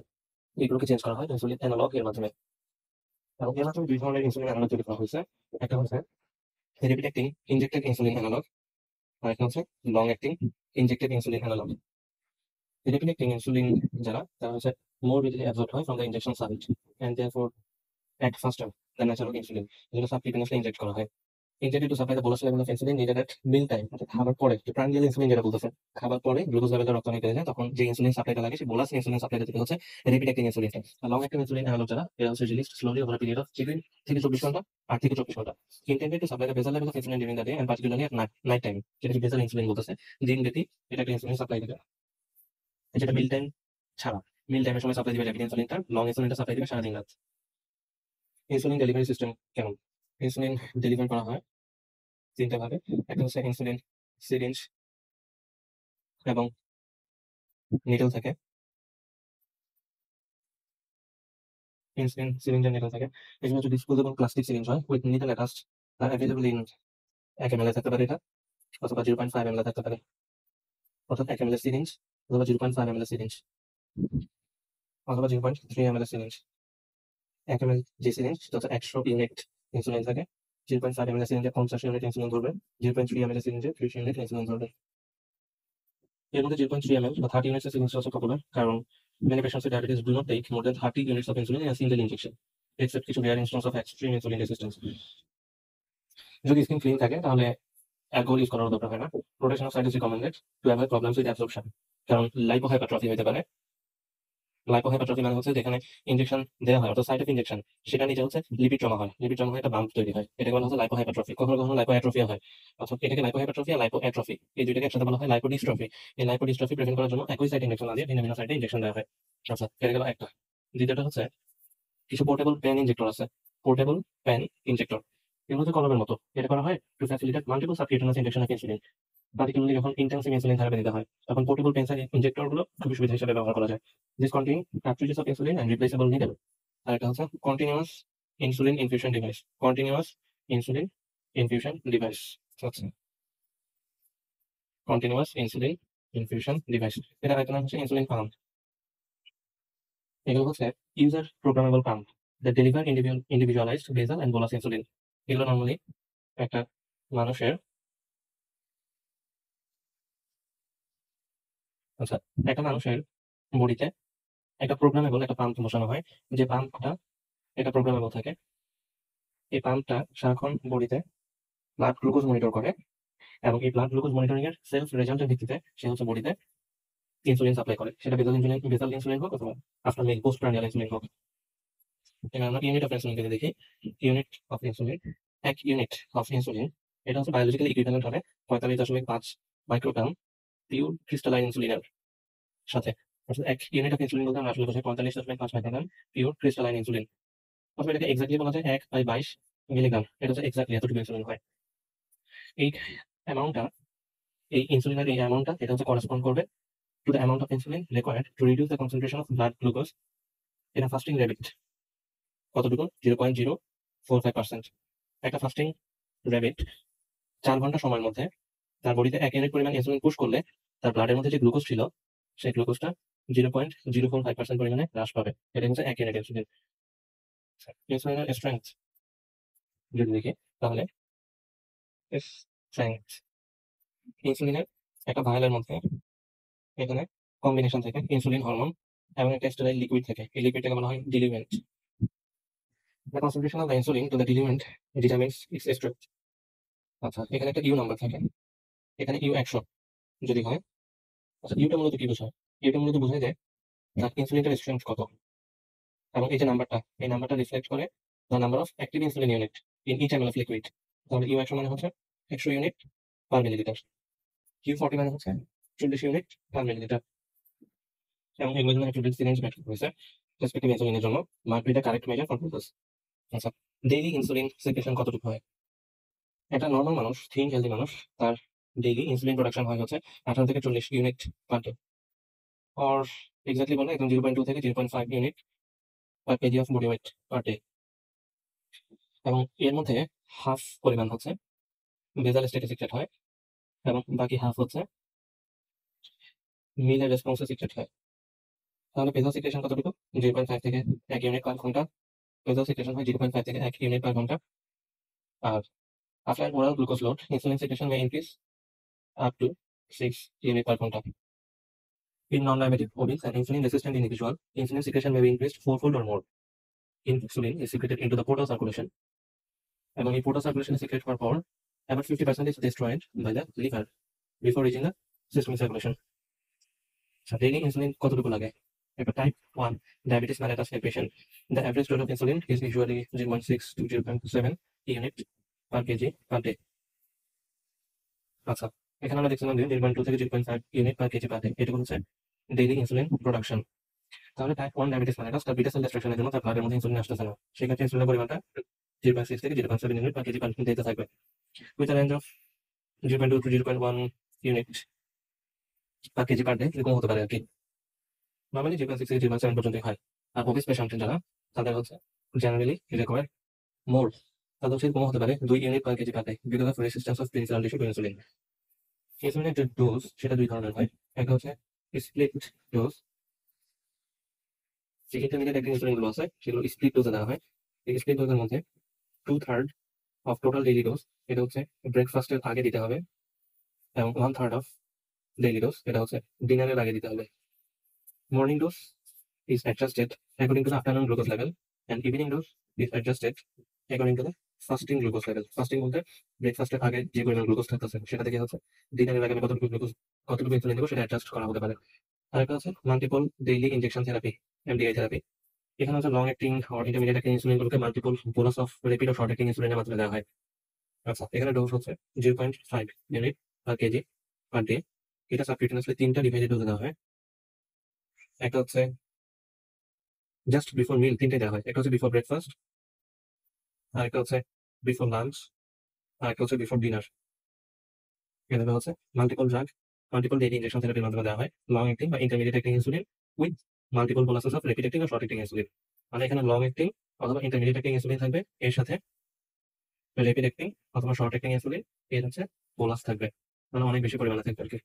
আচ্ছা, current regimen generally uses intermediate আর long acting insulin with rapid আর শর্ট অ্যাক্টিং ইনসুলিন। ইন্টারমিডিয়েট আর লং অ্যাক্টিং ইনসুলিন ছাড়া তারা হচ্ছে প্রোভাইড বেসাল আর ব্যাকগ্রাউন্ড কভারেজ দেয়, আর রেপিড অ্যাক্টিং আর শর্ট অ্যাক্টিং ইনসুলিন এটা হচ্ছে মিল টাইম রিকোয়ারমেন্টটা ফুলফিল করে। বোলাস ইনসুলিন বলতে কি বোঝায়? বোলাস ইনসুলিন হচ্ছে শর্ট আর rapid acting insulin given before each meal। Bolus করে দেওয়া হয় to control post mill rise of blood sugar, এবং এটা হচ্ছে মোর রেডিলি অ্যাবজর্ব হয় ইনজেকশন সাইট থেকে, তাই না? কারণ হচ্ছে শর্ট অ্যাক্টিং আর রেপিড অ্যাক্টিং ইনসুলিন যারা, এদের অনসেট অফ অ্যাকশন খুব তাড়াতাড়ি থাকে। আর যেটা বেসাল ইনসুলিন এটা হচ্ছে লং অ্যাক্টিং ইনসুলিন, এটা স্লোলি রিলিজ হয় 8 থেকে 24 ঘন্টার মধ্যে মোটামুটি, এবং তারা হচ্ছে বেসাল লেভেল অফ ইনসুলিনটাকে during the day and particularly at night time supply দেয়, এবং এটা ডেইলি একটা করে দেওয়া হয় প্লাস ডেইলি। তাহলে হচ্ছে এটা সারাদিন ব্যাপী বা সারা রাত ব্যাপী একটা বেসাল ইনসুলিন সাপ্লাই দিবে। Route of administration of insulin, insulin হচ্ছে সাবকিউটেনিয়াসলি দেওয়া যেতে পারে। এটা হচ্ছে standard mode of insulin therapy, using conventional disposable needle and syringe. এটা সাইটগুলো হচ্ছে অ্যাবডোমেনে দেওয়া যেতে পারে, তারপরে বাটকে দেওয়া যায়, তারপরে অ্যান্টেরিয়র থাইতে দেওয়া হয়, তারপরে হচ্ছে ডর্সাল আর্মে দেওয়া যেতে পারে। তবে অ্যাবজর্পশনটা সবচেয়ে ভালো, সবচেয়ে তাড়াতাড়ি হয় হচ্ছে অ্যাবডোমিনাল ওয়াল থেকে, এরপর হচ্ছে ডর্সাল অ্যাসপেক্ট অফ আর্ম, এরপর হচ্ছে বাটক, এবং এরপর হচ্ছে অ্যান্টেরিয়র অ্যাসপেক্ট অফ দ্য থাই। তবে এখানে রোটেশন দেওয়া লাগে ইনসুলিন ইনজেকশন সাইটের টু অ্যাভয়েড লাইপোহাইপারট্রফি আর লাইপোহাইড্রফি। আরেকটা হচ্ছে ইন্ট্রাভাস্কুলার অথবা ইন্ট্রাভেনাস ইমার্জেন্সি সিচুয়েশন, যেমন ডায়াবেটিক কিটো অ্যাসিডোসিস, তখন আইভি রুটে ইনসুলিন দেওয়া যেতে পারে। আরেকটা হচ্ছে ইনহেলড ইনসুলিন, এটা হচ্ছে ফাইনালি পাওয়ার্ড অ্যারোসোলাইজড হিউম্যান ইনসুলিন থাকে, এবং এটা রিডিলি অ্যাবজর্ব হয় ব্লাড স্ট্রিমে কোত্থেকে অ্যালভিওলার ওয়াল দিয়ে।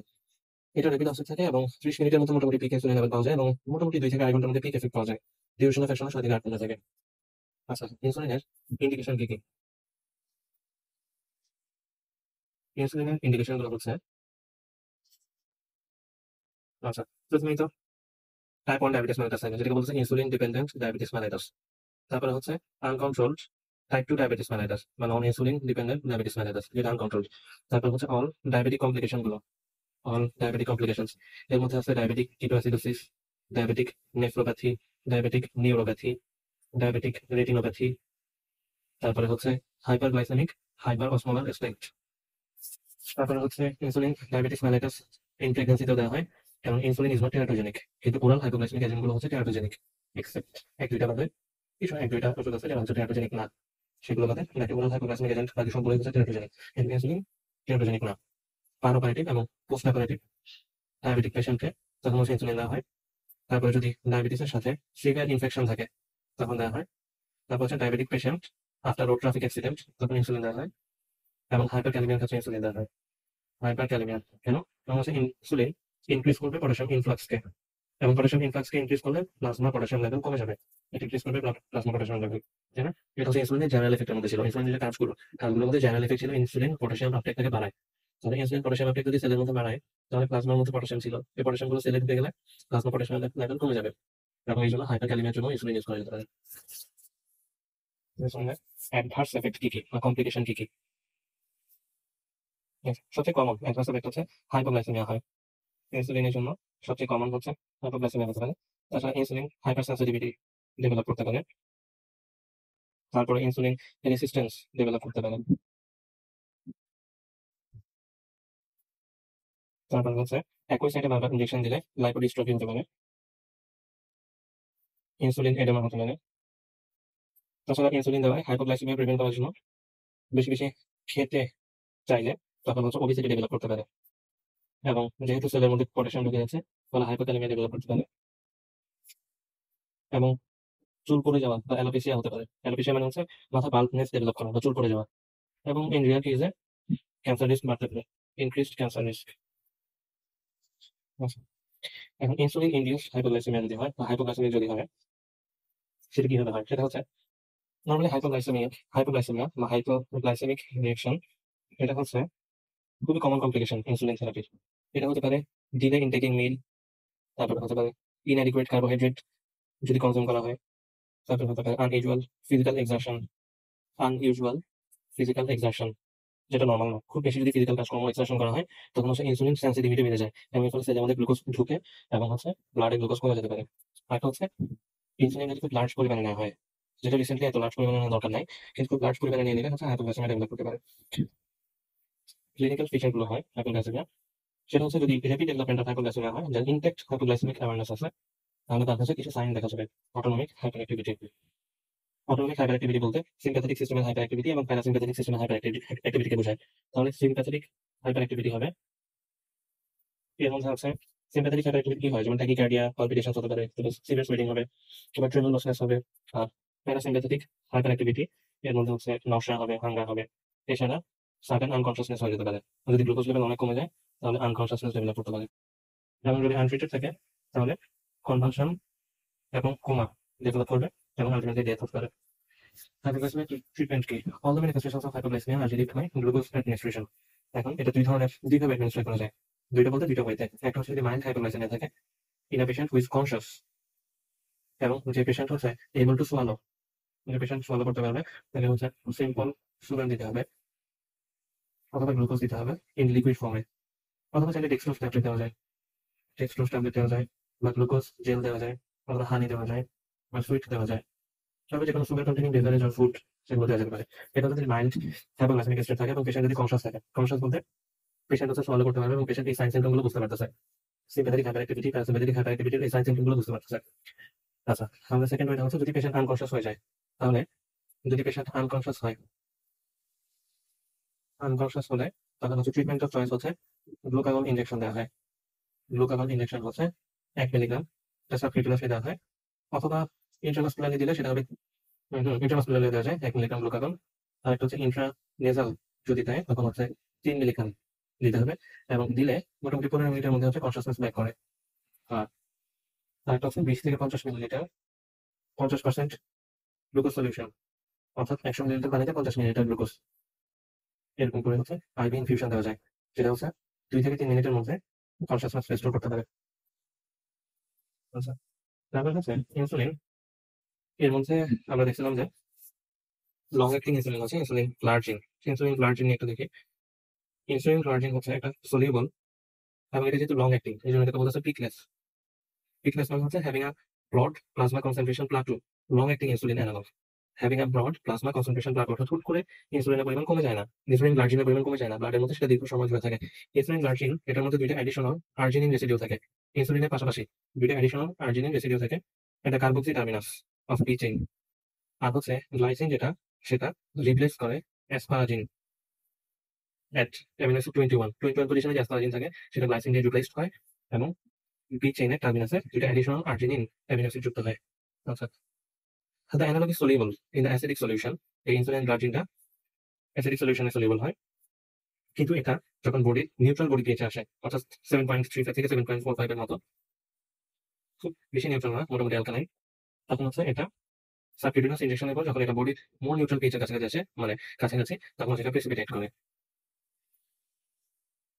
এবং individual insulin molecules slowly dissolve away from the crystalline depot, এবং সেখান থেকে low continuous level of circulating insulin দিতে থাকে সারাক্ষণ ধরে। তাহলে ইন্ডিভিজুয়াল যে ইনসুলিন মলিকিউল গুলো থাকে সেগুলো হচ্ছে এই প্রেসিপিটেট যে ডিপো থাকে, যে ভান্ডার থাকে, সেখান থেকে হচ্ছে অল্প অল্প করে ইনসুলিন রিলিজ করতে থাকে, যেটা হচ্ছে লো কন্টিনিউয়াস লেভেলে সার্কুলেটিং ইনসুলিন সাপ্লাই দিতে থাকে। এটার অনসেট অফ অ্যাকশন হচ্ছে স্লো 0.5 থেকে 1 ঘন্টা, এটা অনসেট অফ অ্যাকশন, এবং এটার এফেক্টিভ ডিউরেশন অফ অ্যাকশন হচ্ছে 24 ঘন্টা। এটা রুট অফ অ্যাডমিনিস্ট্রেশন হচ্ছে সাবকিউটেনাস, এবং এটা মূলত বেড টাইম ইনজেক্ট করা হয়। এটা ডোজিং ফ্রিকোয়েন্সি গুলো আমরা আগে বলছিলাম, যেগুলো হচ্ছে লং অ্যাক্টিং, সেগুলো হচ্ছে ওয়ান্স ডেইলি ইনজেক্ট করা হয়। And because of acidic pH, it cannot be mixed with any other insulin preparation. এটা সেপারেটলি ইনজেক্ট করতে হয়। Separate syringes must be used, কেন? To minimise the risk of contamination এবং efficacy loss এর risk prevent করার জন্য অবশ্যই separate syringe use করতে হয়। অ্যাডভান্টেজ গুলো হচ্ছে it is suitable for once daily injection to provide background insulin action. তারপর হচ্ছে এটা ফাস্টিং অবস্থায় এবং ইন্টারডাইজেস্টিভ ব্লাড গ্লুকোজ লেভেলটাকে এফেক্টিভলি লোয়ার করে। দিনে যে সময় দেওয়া হোক না কেন, সাবকিউটেনাসলি। ফাস্টিং অবস্থা বলতে যখন সে কিছু না খেয়ে আছে, এবং ইন্টারডাইজেস্টিভ বলতে দুইটা খাবার ডাইজেশনের মাঝামাঝি যে সময়টা থাকে সেটা, এই সময় হচ্ছে ব্লাড গ্লুকোজ লেভেলকে সে এফেক্টিভলি লোয়ার করতে পারে। আচ্ছা, তারপর হচ্ছে নাইট টাইম হাইপোগ্লাইসেমিক যে এপিসোডগুলো দেখা যায়, এগুলো হচ্ছে নর্মালি এই ইনসুলিন গার্জিনের ক্ষেত্রে খুব একটা বেশি দেখা যায় না, লোয়ার ইনসিডেন্স থাকে। যেটা হচ্ছে আইসোফেন ইনসুলিনে বেশি থাকে কম্পারেটিভলি। আইসোফেন যেটা আইসোফেন সেই ইনসুলিনে এই নাইট টাইম হাইপোগ্লাইসেমিক স্টেটটা বেশি রিপোর্ট করা হয়েছে। আইসোফেন ইনসুলিন কোনটা, সেটা হচ্ছে নিউট্রন প্রোটামিন হেগেডন ইনসুলিন সেটা, এবং এই ইনসুলিনটা less immunogenic than human insulin. Animal স্টাডিজের ক্ষেত্রে অ্যানিমালে এই ইনসুলিনটা এন্ট্রি করা দেখা গেছে যেটা লেস ইমিউনোজেনিক ছিল রাদার দ্যান হিউম্যান ইনসুলিন। আর ডিসঅ্যাডভান্টেজ হচ্ছে এটা does not control meal time glycemia. Meal time glycemia control করে না, ফর হুইচ এই মিল টাইম গ্লাইসেমিয়ার জন্য একটা রিপিটেক্টিং অথবা oral hypoglycemic is used concurrently. একই সাথে একটা রিপিটেক্টিং অথবা ওরাল হাইপোগ্লাইসেমিক ইনসুলিন ইউজ করা হয়। আচ্ছা, আফটার সাবকিউটেনাস ইনজেকশন এটা হচ্ছে একটা এই যে প্রেসিপিটেশন একটা তৈরি হয়, একটা ডিপো তৈরি হয়, প্রেসিপিটেড ডিপো তৈরি হয়, from which monomeric insulin dissociates slowly. এখান থেকে আস্তে আস্তে ইনসুলিন রিলিজ হয়। এই ইনসুলিনটা ধীরে ধীরে মনোমেরিক ফর্মে যায় টু এন্টার দ্য সার্কুলেশন, এবং at relatively low blood level of insulin are maintained for up to 24 ঘন্টা। A smooth peakless effect is obtained. Thus, it is suitable for once daily injection to provide background insulin action. তাছাড়া fasting and interdigestive blood glucose level effectively কমাতে পারে irrespective of time of the day, যখনই subcutaneously inject করা হোক না কেন। Surgery করার সময় whether performed electively or in emergency, তখন হচ্ছে ক্যাটাবলিক স্ট্রেস হয়, এবং এই ক্যাটাবলিক স্ট্রেসের জন্য কাউন্টার রেগুলেটরি হরমোনগুলো বেশি বেশি সিক্রেট হয়, both in normal and diabetic subject. তাহলে এটা কি করবে, এই কাউন্টার হরমোনগুলো হচ্ছে গ্লাইকোজেনেসিস বাড়াবে, তারপর হচ্ছে গ্লুকোনিওজেনেসিস বাড়াবে, তারপর লাইপোলাইসিস বাড়াবে, প্রোটিওলাইসিস বাড়াবে, এবং ইনসুলিনের রেসিস্ট্যান্স বাড়াবে, কারণ ব্লাডের মধ্যে সে গ্লুকোজ বাড়াই দিচ্ছে। এই জন্য আনট্রিটেড বা পুরলি কন্ট্রোলড ডায়াবেটিস যদি থাকে, তাহলে আপটেক অফ মেটাবলিক সাবস্ট্রেট গুলো সিগনিফিক্যান্টলি রিডিউস হয়, ক্যাটাবলিজম বেড়ে যায়, এবং আলটিমেটলি মেটাবলিক ডিকম্পেনসেশন হয় in the form of diabetic ketoacidosis. কারণ ব্লাডের মধ্যে গ্লুকোজ বেড়ে আছে, তাহলে গ্লুকোজ গুলো আপটেক হচ্ছে না, তাহলে আপটেকটা যেহেতু রিডিউস হচ্ছে এবং ক্যাটাবলিজম যেহেতু ইনক্রিজ হচ্ছে, এই জন্য মেটাবলিক ডিকম্পেনসেশন হয়। কিভাবে হয়? In the form of diabetic ketoacidosis, অর্থাৎ কিটোন বডি বেড়ে যাচ্ছে এবং সেটা অ্যাসিডিক পরিবেশ তৈরি করে ডায়াবেটিক কিটোঅ্যাসিডোসিস ডেভেলপ করতেছে। এবং এই সময় surgery must be carefully plan করা হয় এবং ম্যানেজ করা হয় ডায়াবেটিক পেশেন্টের কাছে, উইথ পার্টিকুলার এমফাসিস দেওয়া হয় অন গুড মেটাবলিক কন্ট্রোল, এবং যাতে হাইপোগ্লাইসেমিয়াটা প্রিভেন্ট হয়, which is especially dangerous in the unconscious or semi-conscious patient. এটার জন্য ইনসুলিন ইউজ করা হয় for type 2 diabetic patient in perioperative period. Surgery শুধু তখনই করা হবে যখন হচ্ছে মেটাবলিক কন্ট্রোলটা ভালো থাকবে, মেটাবলিক ডিকম্পেনসেশন হবে না, অর্থাৎ এরকম ডায়াবেটিক কিটোঅ্যাসিডোসিসের মতো কোনো সিচুয়েশনে আবির্ভাব ঘটবে না, এবং যখন হাইপোগ্লাইসেমিয়া হবে না, অর্থাৎ রক্তের গ্লুকোজ লেভেল ঠিক পরিমাণে থাকবে, এবং পেশেন্ট যদি আনকনশাস হয় অথবা যদি সেমি কনশাস হয়, তখন এই জিনিসটা স্পেশালি ডেঞ্জারাস হয়।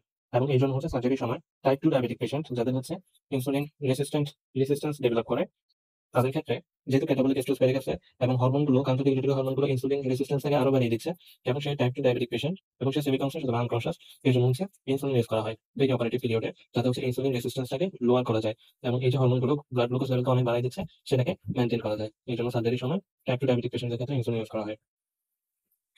ইনসুলিন রেসিস্ট্যান্স কি? আচ্ছা, ইনসুলিন রেসিস্ট্যান্স ইনসুলিন রেসিস্ট্যান্স হচ্ছে decline in number, affinity, number and affinity কমবে কিসের? রিসেপ্টরের। ইনসুলিন রেসিস্ট্যান্স হচ্ছে decline in number and or affinity of receptor, or কি হবে, defect in post receptor mechanism. কোষের মধ্যে ইনসুলিনের যে রিসেপ্টর আছে সেই রিসেপ্টরগুলোর নাম্বার যদি কমে যায়, তখন সেটা হচ্ছে ইনসুলিন রেসিস্ট্যান্স, অথবা ইনসুলিনের প্রতি তাদের অ্যাফিনিটি যদি কমে যায় তাহলে সেটা ইনসুলিন রেসিস্ট্যান্স, অথবা ইনসুলিন সেই রিসেপ্টরের উপরে বসার পর সেলের মধ্যে গ্লুকোজ ঢোকার যে মেকানিজম সেখানে যদি ডিফেক্ট থাকে, অর্থাৎ পোস্ট রিসেপ্টর মেকানিজম ডিফেক্ট থাকে, সেটা হচ্ছে ইনসুলিন রেসিস্ট্যান্স। আর যদি একটা ডায়াবেটিক পেশেন্টের 200 ইউনিট পার ডে এর থেকে বেশি ইনসুলিন লাগে, তাহলে সেটাকে ইনসুলিন রেসিস্ট্যান্স হিসেবে ধরা হয়। এবং ইনসুলিন রেসিস্ট্যান্সটা দুই ধরনের, একটা হচ্ছে ইমিউনোজেনিক ইনসুলিন রেসিস্ট্যান্স, আরেকটা হচ্ছে non immunogenic insulin resistance. Immunogenic insulin resistance কোনটা? এটা হচ্ছে মূলত IgE mediated in hypersensitivity reaction, এবং এখানে অ্যান্টিবডি ফর্ম হয় against insulin. So patient develop insulin resistance. এটা ডায়াগনোসিসটা কিভাবে করা হয়? যেহেতু প্লাজমার মধ্যে অ্যান্টিবডির পরিমাণ বেড়ে গেছে, আইজিই এর পরিমাণ, তাহলে ইনসুলিন স্পেসিফিক আইজিই এটা মেজার করে, অথবা আইজিই অ্যান্টিবডি এটা মেজার করে ইনসুলিন রেসিস্টেন্সটা ডায়াগনোসিস করা যায়। স্ক্রিন টেস্টের মাধ্যমে করা যেতে পারে। এটা ট্রিটমেন্ট কি? ট্রিটমেন্ট হচ্ছে ইনসুলিনের যে ব্র্যান্ড আছে সেই ব্র্যান্ডটাকে চেঞ্জ করা যেতে পারে, নতুন ব্র্যান্ডের ইনসুলিন দেওয়া যেতে পারে। এবং যদি পেশেন্টের পোর্সাইন ইনসুলিনের প্রতি অ্যালার্জি থাকে তাহলে হিউম্যান ইনসুলিন ব্যবহার করা যেতে পারে। এছাড়া যেহেতু ইনফ্লামেটরি রিঅ্যাকশন যদি হয় সেজন্য অ্যান্টিহিস্টামিন ব্যবহার করা যেতে পারে, এবং ইনফ্লামেশন সাপ্রেস করার জন্য স্টেরয়েড জাতীয় গ্লুকোকর্টিকয়েড ইউজ করা যেতে পারে। এটা হচ্ছে ইমিউনোজেনিক ইনসুলিন রেসিস্টেন্স। আচ্ছা, নন ইমিউনোজেনিক ইনসুলিন রেসিস্টেন্স এটা হচ্ছে যদি ইনসুলিনের যে রিসেপ্টর তার নাম্বার কমে যায়, অথবা অ্যাফিনিটি কমে যায়, অথবা পোস্ট রিসেপ্টর মেকানিজমে কোনো ডিফেক্ট থাকে, সেটা হচ্ছে নন ইমিউনোজেনিক ইনসুলিন রেসিস্টেন্স। এটা হতে পারে যদি পেশেন্ট প্রেসক্রিপশন ঠিকমতো ফলো না করে, পেশেন্ট যদি ওবিস থাকে, এছাড়া রক্তের মধ্যে ইনসুলিনের পরিমাণ যদি বেশি বেড়ে যায়, হাইপার ইনসুলিনেমিয়া, তাহলে inappropriate following of prescription obesity অথবা হাইপার ইনসুলিনেমিয়ার জন্য নন ইমিউনোজেনিক ইনসুলিন রেসিস্টেন্স ডেভেলপ করতে পারে। এবং এক্ষেত্রে ট্রিটমেন্ট হচ্ছে গুড ডাইটিং, তারপর হচ্ছে ইউজ অফ সালফোনাইড ইউরিয়াস। ইনসুলিনের সাথে সালফোনাইড ইউরিয়া ব্যবহার করা যেতে পারে, কারণ সালফোনাইড ইউরিয়া হচ্ছে ইনসুলিন রিসেপ্টর সিনথেসিসে সাহায্য করে। সালফোনাইড ইউরিয়া ইনসুলিন রিসেপ্টর সিনথেসিসে সাহায্য করে, ফলে ইনসুলিন রিসেপ্টরের যে নাম্বার কমে গেছে সেটা নাম্বার হচ্ছে বাড়বে, অ্যাফিনিটি যে কমে গেছে সেই অ্যাফিনিটি হচ্ছে বাড়বে যদি সালফোনাইড ইউরিয়া ব্যবহার করা হয়। এছাড়া যদি ফিজিক্যাল এক্সারসাইজ করা হয়, তাহলে ফিজিক্যাল এক্সারসাইজ করলে, যেমন হচ্ছে ওয়াকিং, এটা হচ্ছে ইনসুলিন যে সেন্সিটিভিটি আছে, রিসেপ্টরের উপর যে অ্যাফিনিটি বা সেন্সিটিভিটি আছে সেটা হচ্ছে বাড়ায়, ফলে ফিজিক্যাল এক্সারসাইজ করলেও যে নন ইমিউনোজেনিক ইনসুলিন রেসিস্টেন্স আছে সেটা লাঘব করা যেতে পারে। আচ্ছা, এখন এই যে ইনসুলিন, ইনসুলিন এক হচ্ছে আদার অ্যান্টিডায়াবেটিক এজেন্টের উপরে, যেগুলো ওরাল অ্যান্টিডায়াবেটিক এজেন্ট, সেগুলোর উপর ইনসুলিনের অ্যাডভান্টেজ কি? অ্যাডভান্টেজ হচ্ছে ইনসুলিনের অনসেট অফ অ্যাকশনটা হচ্ছে র্যাপিড। তারপর ইনসুলিন হচ্ছে প্রেগন্যান্সিতে ইউজ করা যায়। ম্যাক্সিমাম অ্যান্টিডায়াবেটিক এজেন্ট হচ্ছে প্রেগন্যান্সিতে ইউজ করা যায় না। ইনসুলিন হচ্ছে যদি হেপাটিক এবং রেনাল ইনসাফিসিয়েন্সি থাকে তখন হচ্ছে সেটা ইউজ করা যায়। এবং ইনসুলিন হচ্ছে ডায়াবেটিক কিটোঅ্যাসিডোসিস থেকে শুরু করে যে কোনো ডায়াবেটিক কমপ্লিকেশন হচ্ছে ইনসুলিন ব্যবহার করা যায়। ডিসঅ্যাডভান্টেজ গুলো কি? ডিসঅ্যাডভান্টেজ গুলো হচ্ছে ইনসুলিন দেওয়ার পর ব্লাড গ্লুকোজ লেভেলটা রেগুলার মনিটরিং করা লাগে, কারণ যে কোনো সময় হাইপোগ্লাইসেমিয়া ডেভেলপ করতে পারে, রিস্ক অফ হাইপোগ্লাইসেমিয়া। তারপর হচ্ছে এক্ষেত্রে রিস্ক অফ হাইপার সেন্সিটিভিটি থাকে। তারপর হচ্ছে এখানে রেগুলার ইনজেকশন দিতে হয়, এবং ইনসুলিনটা কিন্তু এক্সপেন্সিভ। এখানে একটা 10 বছরের বা 20 বছরের একটা ছেলে যদি ডায়াবেটিস মেলাইটাস নিয়ে আসে, তাহলে আমি কি ড্রাগ প্রেসক্রাইব করতে পারি? সেক্ষেত্রে যদি ডায়াবেটিস মেলাইটাস নিয়ে একটা 10 বছরের বা 20 বছরের ছেলে আসে, তখন হচ্ছে আমরা নর্মালি শুরুতে চিন্তা করবো সেটা হচ্ছে টাইপ 1 ডায়াবেটিস মেলাইটাস বা জুভেনাইল, যেটাকে বলতে ইনসুলিন ডিপেন্ডেন্ট ডায়াবেটিস মেলাইটাস, কারণ টাইপ 2টা নর্মালি 40 বছরের পরেই হয়। In this case there is absolute deficiency of insulin, that's why আমার ড্রাগ অফ চয়েস হবে ইনসুলিন। সেক্ষেত্রে ড্রাগ অফ চয়েস হবে কি? ড্রাগ অফ চয়েস হবে হচ্ছে ইনসুলিন। ওরাল হাইপোগ্লাইসেমিক এজেন্ট অথবা ওরাল অ্যান্টিডায়াবেটিক এজেন্ট, এর মধ্যে শুরুতে আছে হচ্ছে ইনসুলিন সিক্রেটাগক্স। ইনসুলিন সিক্রেটাগক্স, সিক্রেটাগক্স মানে হচ্ছে যেসব এজেন্ট হরমোন বা নিউরোট্রান্সমিটার এদের সিক্রেশনে সাহায্য করে, যেসব এজেন্ট হরমোন নিউরোট্রান্সমিটার বা এইসব মলিকিউল গুলোকে সিক্রেশনে সাহায্য করে সেগুলোকে বলা হয় সিক্রেটাগক। ইনসুলিন সিক্রেটাগক মানে হচ্ছে এইসব এজেন্ট গুলো ইনসুলিন সিক্রেশন করাবে। তাহলে ইনসুলিন সিক্রেটাগক হচ্ছে সেই সব এজেন্ট যারা হচ্ছে ইনসুলিন সিক্রেশন করাবে বা ইনসুলিন সিক্রেশনে সাহায্য করবে। এর মধ্যে আছে ইনসুলিন সিক্রেটাগকের মধ্যে আছে, এর মধ্যে আছে কারা? এর মধ্যে আছে হচ্ছে সালফোনাইল ইউরিয়াস, এর মধ্যে হচ্ছে সালফোনাইল ইউরিয়াস, তারপরে আছে মেগলিটিনাইডস, তারপরে হচ্ছে D phenyl alanine derivatives, D phenyl alanine derivatives.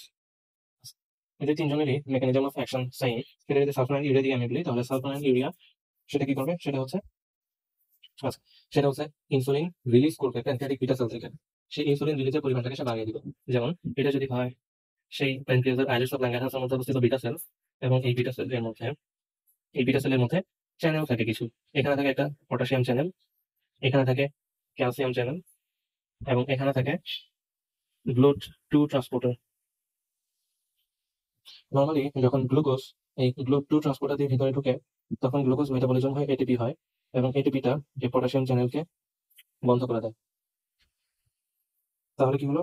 যখন পটাশিয়াম চ্যানেলটা বন্ধ হয়ে গেল, তখন হচ্ছে এটিপি দিয়ে যেহেতু পটাশিয়াম চ্যানেলটা বন্ধ হলো, এই জন্য এটাকে বলা হচ্ছে এটিপি ডিপেন্ডেন্ট পটাশিয়াম চ্যানেল। তার ফলে এখানে সেলের মধ্যে পজিটিভ চার্জের পরিমাণ বেড়ে গেল, এটাকে বলা হয় ডিপোলারাইজেশন। ডিপোলারাইজেশন হলে বাইরে থেকে হচ্ছে ক্যালসিয়াম আয়ন ভিতরে ঢুকে, যে ডিপোলারাইজেশন এর বেসিসে ক্যালসিয়াম ভিতরে ঢুকতেছে, এই জন্য এটাকে বলতেছে ভোল্টেজ গেটেড ক্যালসিয়াম চ্যানেল। এবং ক্যালসিয়াম যখন ভিতরে ঢুকে তখন এই বিটা সেলের গ্র্যানিউলগুলোর মধ্যে যে ইনসুলিন থাকে, সেই ইনসুলিনগুলো হচ্ছে এক্সোসাইটোসিস প্রক্রিয়ায় কোষের বাইরে নিক্ষিপ্ত হয়। এই পুরো প্রসেসটা হয় যখন ব্লাডের মধ্যে গ্লুকোজের পরিমাণ বেড়ে যায়, তখন এক্সেস গ্লুকোজ গ্লুক-2 ট্রান্সপোর্টার দিয়ে প্যানক্রিয়াটিক বিটা সেলে ঢুকে, যেটা এটিপিতে কনভার্ট হয়ে এই পুরো কাজটা করে। সালফোনাইল ইউরিয়াও এখানে সেম কাজটা করতেছে। সেটা করবে যে এই এটিপি সেন্সিটিভ পটাশিয়াম চ্যানেলটাকে সে ব্লক করে দেয়। ব্লক করে দিলে পজিটিভ চার্জের সংখ্যা বেড়ে যায়। এর ফলে কি হয়, ডিপোলারাইজেশন হয় এই সেলে বিটা সেলের, এবং ভোল্টেজ গেটেড ক্যালসিয়াম চ্যানেলটা খুলে যায়। খুলে এখান থেকে ক্যালসিয়াম ঢুকে, ক্যালসিয়াম ঢুকলে ইন্ট্রাসেলুলার ক্যালসিয়ামের পরিমাণ বেড়ে যায় এবং ইনসুলিন সিক্রেশনটা বেড়ে যায়, ইনক্রিজড সিক্রেশন অফ ইনসুলিন। এখানে এই সালফোনাইল ইউরিয়া আরেকটা কাজ করে, সেটা হচ্ছে সেরাম গ্লুকাগন লেভেলটাকে সে কমায়।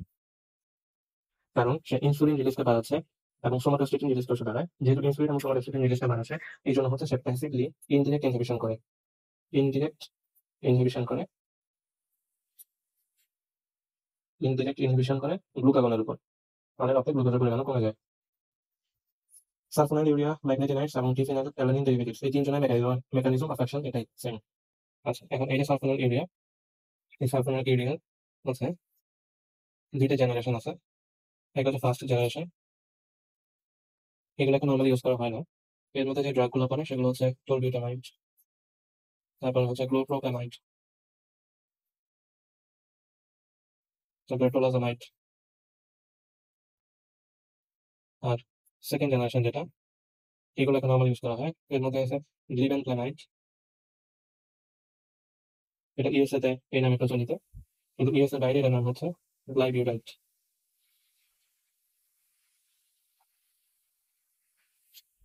এবং এখানে এই গ্লিবেনপ্লামাইড এটা হচ্ছে একমাত্র, বা গ্লাইবিউরাইড যেটা, যেটা হচ্ছে একমাত্র সালফোনাইল ইউরিয়া যেটা হচ্ছে প্লাসেন্টাল যে ব্যারিয়ার আছে সেটা ক্রস করে না। ফর প্রেগন্যান্সিতে গ্লিবেনপ্লামাইড বা গ্লাইবিউরাইড ইউজ করা যায়, একমাত্র সালফোনাইল ইউরিয়া যেটা প্লাসেন্টাল ব্যারিয়ার ক্রস করে না। মানে ইনসুলিন ছাড়াও যদি কোনো ওরাল অ্যান্টিডায়াবেটিক এজেন্ট ইউজ করতে হয়, সালফোনাইল ইউরিয়া ইউজ করতে হয়, তখন আমরা কোনটা চয়েস করবো, গ্লিবেনপ্লামাইড অথবা গ্লাইবিউরাইড।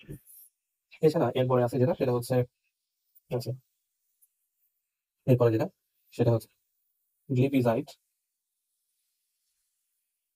আর বেশি ইউজ হয় হচ্ছে গ্লিপ্লাজাইড এবং হচ্ছে গ্লেমেপিডাইড। এই দুটো বেশি ইউজ হয়, গ্লিপ্লাজাইড এবং গ্লেমেপিডাইড, এই দুটো বেশি ইউজ হয়। আচ্ছা, এই ফার্স্ট জেনারেশন গুলো এগুলো মনে রাখা সহজ আছে, এগুলো নাম শেষে আইড আছে, যেমন টোলবিউটামাইড, ক্লোপ্রোপ্যামাইড, টোলাজামাইড। আর সেকেন্ড জেনারেশন গুলো এগুলো নাম শেষে আইড আছে, যেমন গ্লিবেক্লামাইড, গ্লাইবিউরাইড, গ্লিপিজাইড, গ্লিপ্লাজাইড, গ্লেমেপিডাইড। আর এই যে ম্যাগনেটিনাইড, এই ম্যাগনেটিনাইড গ্রুপের যে ড্রাগ তার নাম হচ্ছে রিপাগ্লিনাইড।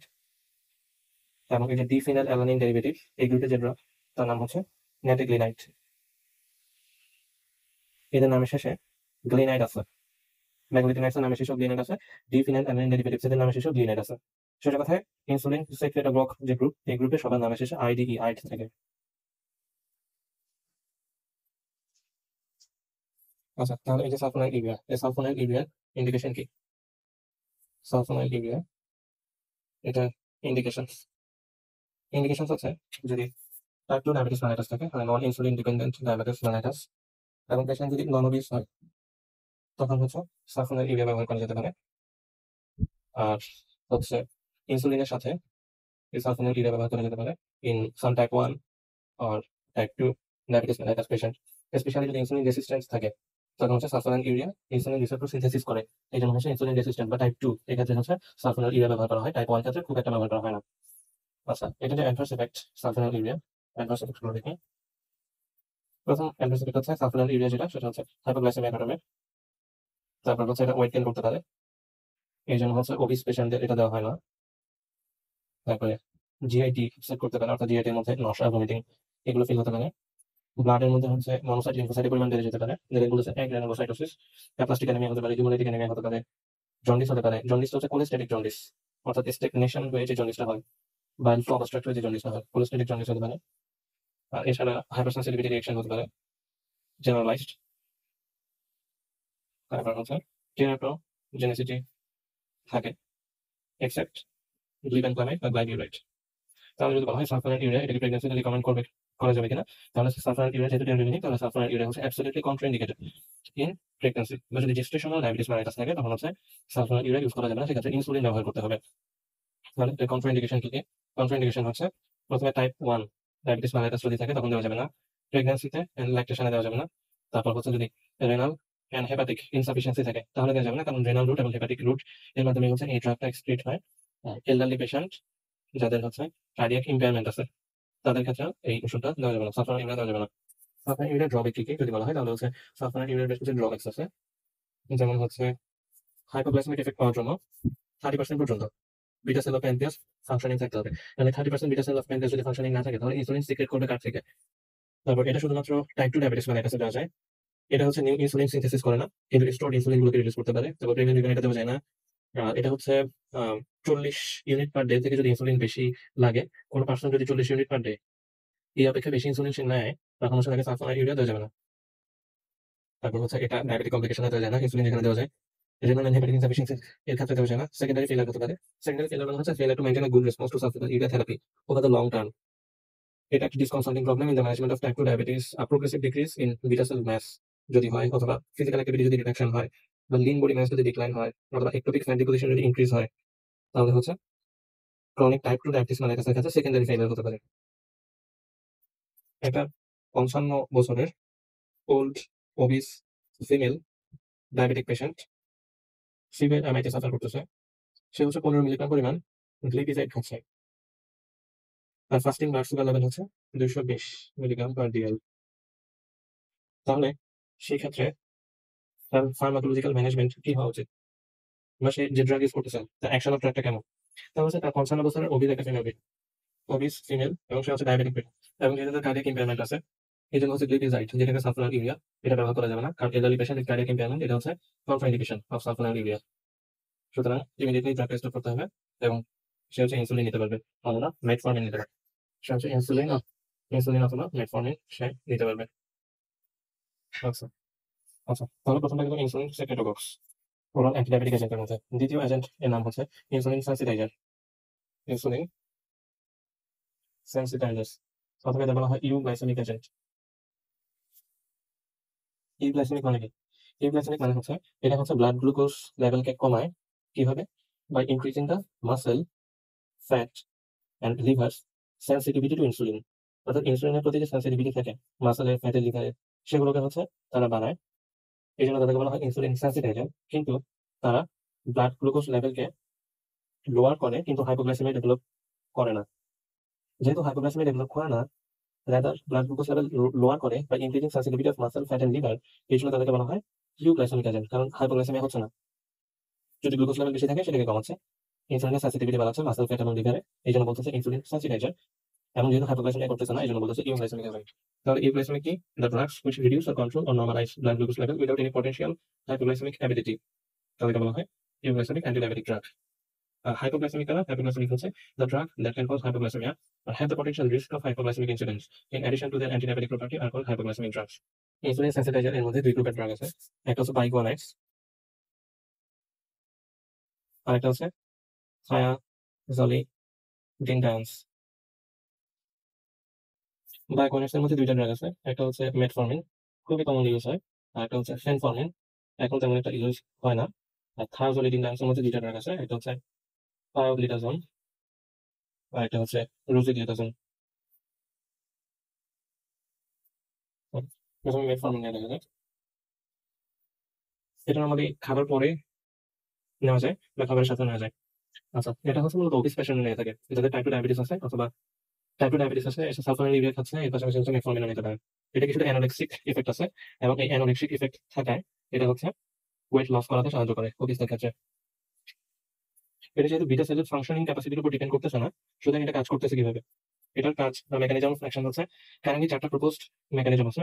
একটা হচ্ছে তারা গ্লুকোজ অ্যাবজর্পশনটাকে কমায়, জিআইটি থেকে গ্লুকোজ অ্যাবজর্পশনকে কমায়, এবং তারা increased glucose to lactate conversion বা এন্টেরোসাইট, অন্ত্রের মধ্যে যে এন্টেরোসাইট থাকে সেগুলো হচ্ছে গ্লুকোজকে ল্যাকটেটে কনভার্ট করে ফেলে।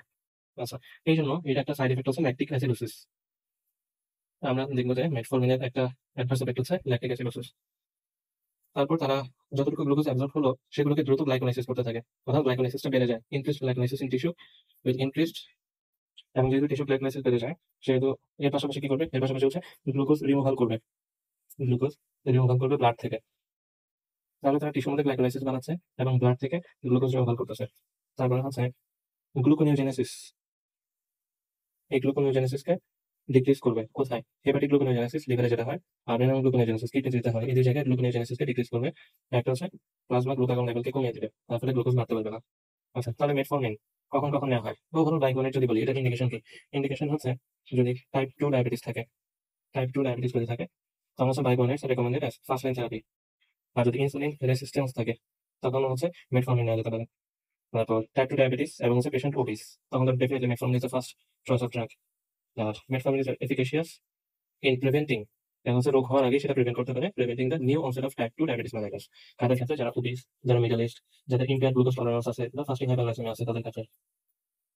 তো মেটফর্মিন এটা হচ্ছে টাইপ 2 ডায়াবেটিসের ক্ষেত্রে ফার্স্ট লাইন থেরাপি হিসেবে নেওয়া হয়, কারণ মেটফর্মিন একটা ইনসুলিন স্প্যারিং এজেন্ট এবং এটা হচ্ছে বডি ওয়েটকে ইনক্রিজ করে না এবং হাইপোগ্লাইসেমিয়াও করে না।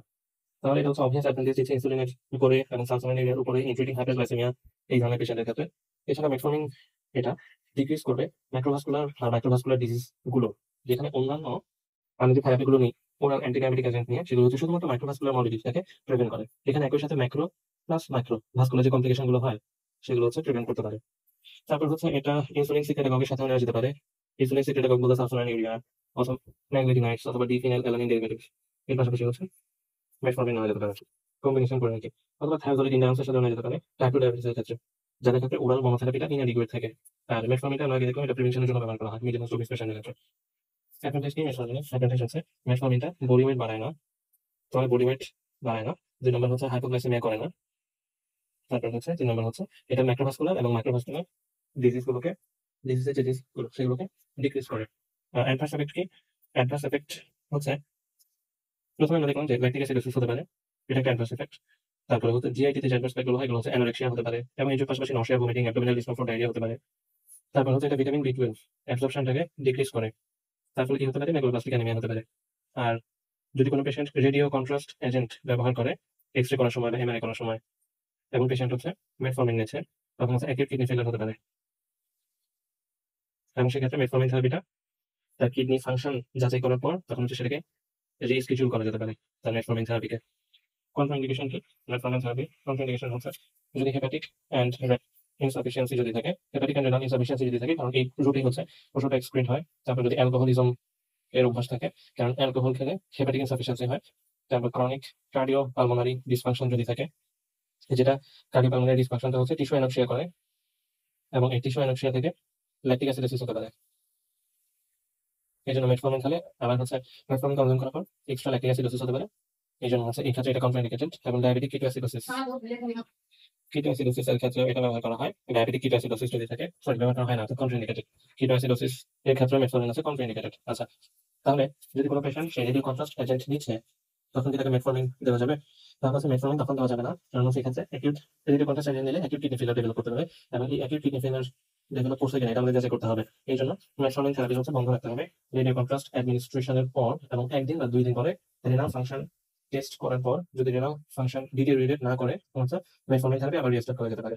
এবং পেশেন্টের যদি রেনাল ডিসফাংশন থাকে তখন হচ্ছে মেটফর্মিন থেরাপি দেওয়ার ক্ষেত্রে ডোজ লোয়ার করা উচিত এবং renal function should be checked at least annually, যা হচ্ছে মেটফর্মিন থেরাপির আন্ডার আছে। এবং এলডারলিদের ক্ষেত্রে লিমিটেড রেনাল রিজার্ভ থাকে এবং যাদের এস্টিমেটেড জিএফআর 30 থেকে 45 মিলিলিটার পার মিনিটের মধ্যে থাকে, 30 থেকে 45 millilitre per minute, millilitre millilitre per minute এর মধ্যে যদি, অর্থাৎ 30 থেকে 45 মিলিলিটার পার মিনিট, এটা হচ্ছে পার 1.73 মিটার স্কয়ার। অর্থাৎ এস্টিমেটেড জিএফআর যদি 30 থেকে 45 মিলিলিটার পার মিনিট পার 1.73 মিটার স্কয়ার থাকে, তখন হচ্ছে মেটফর্মিনের ডোজটা সেটা হচ্ছে লোয়ার করে দিতে হয়, কারণ রেনাল ইমপ্যায়ারমেন্ট দেখা যাচ্ছে, এখানে রেনাল ইমপ্যায়ারমেন্ট দেখা যাচ্ছে। আমরা বললাম যে রেনাল ইনসাফিসিয়েন্সি যদি থাকে বা রেনাল ফাংশন যদি নরমাল না থাকে তখন হচ্ছে মেটফর্মিনের ডোজ লোয়ার করতে হয়। আর ফেনফর্মিন এখন প্রেসক্রাইব করা হয় না, কারণ হচ্ছে ফেনফর্মিন যেটা এটা হচ্ছে ল্যাকটিক অ্যাসিডোসিস করে। মেটফর্মিন ল্যাকটিক অ্যাসিডোসিস করে, কিন্তু ফেনফর্মিনের ল্যাকটিক অ্যাসিডোসিসের সিভিয়ারিটি বেশি থাকে। এখন মেটফর্মিনটা ভিটামিন বি 12 অ্যাবজর্পশন যেটা সেটাকে কমায় দেয়, হ্যাঁ, কারণ হচ্ছে ক্যালসিয়াম ডিপেন্ডেন্ট ভিটামিন বি 12 এবং ইন্ট্রিনসিক ফ্যাক্টর কমপ্লেক্সের যে অ্যাবজর্পশন থাকে যেটা টার্মিনাল আইলিয়ামে হয়, সেই টার্মিনাল আইলিয়ামের অ্যাবজর্পশনটাকে কমায় দেয়। এবং মেটফর্মিন যারা ইউজ করতেছে অনেক বছর পর দেখা যায় ভিটামিন বি 12 ডেফিসিয়েন্সি হতে পারে। এই জন্য পিরিয়ডিক স্ক্রিনিং করতে হয়, specially in patients with peripheral neuropathy আর যাদের ম্যাক্রোসাইটিক অ্যানিমিয়া থাকে তাদের ক্ষেত্রে। এবং এটি কিভাবে প্রিভেন্ট করা যেতে পারে? এটা হচ্ছে যদি ক্যালসিয়াম বেশি করে ইনটেক করা হয়, increased intake of calcium may prevent the metformin induced B12 malabsorption. তারপর ল্যাকটিক অ্যাসিডোসিস কেন হয়? কারণ হচ্ছে যদি টিস্যু হাইপোক্সিয়া ডেভেলপ করে তখন হচ্ছে ল্যাকটিক অ্যাসিড প্রোডাকশনটা বেশি হয় আর রেনাল ফেলিয়ার যদি থাকে তখন হচ্ছে মেটফর্মিন ক্লিয়ারেন্সটা কমে যায়। অথবা যদি রেডিও কন্ট্রাস্ট কোনো এজেন্ট অ্যাডমিনিস্টার করা হয় তখন অ্যাকিউট কিডনি ফেলিয়ার যদি হয় তখন হচ্ছে মেটফর্মিনটা টেম্পোরারি হল্ট করতে হয়, কারণ রেডিও কন্ট্রাস্ট এজেন্ট ইউজ করার পর রেনাল ফাংশন ইম্পেয়ার হলে মেটফর্মিনের এক্সক্রিশন কমে যাবে, ফলে মেটফর্মিন টক্সিসিটি ডেভেলপ করতে পারে। আচ্ছা, একটা ক্লিনিক্যাল প্রশ্ন যদি এমন হয় যে কোন ড্রাগটা সুইটেবল একটা ওবিস ডায়াবেটিক লেডি এর জন্য, যার এজ হচ্ছে 40, তাহলে অ্যান্সার হবে হচ্ছে মেটফর্মিন। কেন? কারণ সে ওবিস। তাহলে অ্যানোরেক্সিক এফেক্টের জন্য মেটফর্মিন কার্যকরী, এজ হচ্ছে 40, সুতরাং it is more possible that she is having type 2 diabetes mellitus, এই জন্য হচ্ছে তার জন্য মেটফর্মিনটা কার্যকর হবে। বাইগোনেক্স এর পরের আমাদের ইউগ্লাইসেমিক এজেন্টস এর মধ্যে পড়ে থায়াজোলিডিন্ডামস। এটা থায়াজোলিডিন্ডামস, এই থায়াজোলিডিন্ডামস হচ্ছে একটা ইউগ্লাইসেমিক এজেন্ট। কেন? কারণ হচ্ছে সে নেভার প্রডিউস হাইপোগ্লাইসেমিয়া, এবং এই জন্য তাকে বলা হয় ইউগ্লাইসেমিক এজেন্ট বা ইনসুলিন সেন্সিটিভ এজেন্ট। আচ্ছা, তার মেকানিজম অফ অ্যাকশন কি? তাহলে এই যে থায়াজোলিডিন্ডামস, তার মেকানিজম অফ অ্যাকশন হচ্ছে এই থায়াজোলিডিন্ডামস যেটা হচ্ছে ইনসুলিন রেসিস্ট্যান্সটাকে ডিক্রিজ করে। কিভাবে ডিক্রিজ করবে? সেটা হচ্ছে জিনকে রেগুলেট করবে, যে জিনটা গ্লুকোজ এবং লিপিড মেটাবলিজম এর সাথে ইনভলভড এবং অ্যাডিপোসাইট ডিফারেন্সিয়েশন করবে। আচ্ছা, বললাম থায়াজোলিডিন্ডামস, এই থায়াজোলিডিন্ডামস কেউ সেবন করলো, তাহলে এই থায়াজোলিডিন্ডামসটা আফটার অ্যাবজর্পশন এটা ব্লাডের মাধ্যমে কোথায় যাবে? এটা মাসেল, ফ্যাট এবং লিভারের সেলগুলোতে যাবে। এটা হচ্ছে সেল, ধরুন এটা মাসেলের সেল অথবা ফ্যাটের সেল অথবা লিভারের সেল। আচ্ছা, তারপর এই থায়াজোলিডিন্ডামস এটা হচ্ছে মাসেল, ফ্যাট অথবা লিভারের মধ্যে একটা রিসেপ্টর থাকে, যে রিসেপ্টরটার নাম হচ্ছে পিপিএআর গামা রিসেপ্টর। এই যে পিপিএআর গামা রিসেপ্টর, এই পিপিএআর গামা যে রিসেপ্টর, এই পিপিএআর গামা রিসেপ্টরের পুরো নামটা হচ্ছে পার অক্সিসম প্রলিফারেটর অ্যাক্টিভেটেড রিসেপ্টর গামা। তার সাথে থায়াজোলিডিন্ডামসটা বাইন্ড করবে। থায়াজোলিডিন্ডামসটা এই পিপিএআর গামা রিসেপ্টরের সাথে বাইন্ড করবে। পিপিএআর গামা রিসেপ্টরের সাথে বাইন্ড করলে লাভ হচ্ছে এটা মডিউলেট করবে এক্সপ্রেশন অফ এই জিনটা, এবং এই জিনটা হচ্ছে ইনভলভড ইন লিপিড এবং গ্লুকোজ মেটাবলিজম। তাহলে পিপিএআর গামা রিসেপ্টর এটা modulate expression of the gene, এই জিনটা যেটা হচ্ছে involved in lipid and glucose metabolism. তারপরে কি হবে? তারপরে হচ্ছে the drug promote glucose uptake, and glucose utilisation, specially in adipose tissue. অর্থাৎ মূলত এটা ফ্যাট টিস্যুতে বেশি করবে থায়াজোলিডিন্ডামসটা। তাহলে এটা গ্লুকোজ আপটেক বাড়াবে এবং গ্লুকোজ হচ্ছে অ্যাডিপোজ টিস্যু ইউটিলাইজেশন বাড়াবে। তাহলে থায়াজোলিডিন্ডামসের মধ্যে দুইটা ওষুধ আছে। থায়াজোলিডিন্ডামসের মধ্যে যে ড্রাগগুলো করে তার নাম হচ্ছে পায়োগ্লিটাজোন এবং আরেকটা হচ্ছে রোজিগ্লিটাজোন। আচ্ছা, তাহলে তাদের ইন্ডিকেশনস কি? ইন্ডিকেশনস হচ্ছে প্রথমত, যেহেতু তারা ইনসুলিন রেসিস্ট্যান্স এর জন্য ব্যবহার করা হয়, সেহেতু তারা হচ্ছে টাইপ 2 ডায়াবেটিস মেলাইটাসে ব্যবহার করা হবে, যেহেতু টাইপ 2 ডায়াবেটিস মেলাইটাসে রেসিস্ট্যান্স ডেভেলপ করে। তারপর হচ্ছে টাইপ 2 ডায়াবেটিস মেলাইটাস প্রিভেনশনের ক্ষেত্রে ব্যবহার করা হয়। এছাড়া মনোথেরাপি রূপে থায়াজোলিডিন্ডামস ব্যবহার করা হয় অ্যালং উইথ ডায়েট এবং এক্সারসাইজ। এর সাথে হচ্ছে যদি মাইল্ড টিটি ডায়াবেটিস মেলাইটাস থাকে তখন এটা ইউজ করে নিতে পারে। তারপরে হচ্ছে এটা কম্বিনেশন রূপে ব্যবহার করা যেতে পারে, থায়াজোলিডিন্ডামস প্লাস হচ্ছে বাইগোনাইটস দিতে পারি, প্লাস হচ্ছে sulphonyl urea in diabetes mellitus. অর্থাৎ যদি কারো টাইপ 2 ডায়াবেটিস মেলাইটাস থাকে তাহলে থায়াজোলিডিন্ডামসের সাথে বাইগোনাইটস যেমন মেটফর্মিন এবং এর সাথে সালফোনাইল ইউরিয়া, এটা হচ্ছে টাইপ 2 ডায়াবেটিস মেলাইটাসে একই সাথে কম্বিনেশন থেরাপি হিসেবে ইউজ করা যায়। তো গ্লুকোজ ইনটলারেন্স যদি থাকে তাহলে গ্লুকোজ ইনটলারেন্সের ক্ষেত্রেও এই ড্রাগ ব্যবহার করা যায়। এছাড়া recurrence prevention of recurrence of DM in high risk women with history of gestational diabetes mellitus. অর্থাৎ ডায়াবেটিস মেলিটাসের রিকারেন্স যাতে না হয় সেই জন্য আমরা যদি গ্লুকোজ আপটেকটা এবং গ্লুকোজ ইউটিলাইজেশনটা বাড়াতে পারি তাহলে প্লাজমা গ্লুকোজ লেভেল কমে আসবে এবং এর ফলে রিকারেন্সটা প্রিভেন্ট করতে পারবো। জেস্টেশনাল ডায়াবেটিস মেলিটাসের হিস্ট্রি যদি কোনো উইমেনের থাকে তার ক্ষেত্রে, তার জেস্টেশনাল ডায়াবেটিস মেলিটাসের পর সে যাতে নর্মাল অবস্থায় নরমাল ওয়ার্কিং উইমেনের ক্ষেত্রে এই ঘটনাটা যাতে আবার না হয়, আবার ডায়াবেটিস মেলিটাস এই রিকারেন্স না হয়, এই জন্য প্রিভেন্ট করার জন্য থায়াজোলিডিন্ডামস ব্যবহার করা যেতে পারে। অ্যাডভার্স ইফেক্ট কি? অ্যাডভার্স ইফেক্ট হচ্ছে এটা হচ্ছে প্রথমত ডোজ রিলেটেড ওয়েট গেইন হয়। ওয়েট গেইনটা হচ্ছে ডোজ রিলেটেড, 1 থেকে 3 কেজি পর্যন্ত ওয়েট গেইন হতে পারে নরমালি। তারপরে হচ্ছে ফ্লুইড রিটেনশন হয় অর্থাৎ টেমা হয়। এটা হচ্ছে মাইল্ড অ্যানিমিয়া থাকবে সাথে, আর পেরিফেরাল এডেমা হবে যখন আসলে কম্বিনেশন ড্রাগ হিসেবে ইউজ করা হয় ইনসুলিনের সাথে এবং এর সাথে যদি সালফোনাইল ইউরিয়া নেওয়া হয় তখন হচ্ছে এই এডেমাটা বেশি হয়। তারপরে হচ্ছে হার্ট ফেলিয়ার হতে পারে। তারপরে হচ্ছে ম্যাকিউলার এডেমা হতে পারে।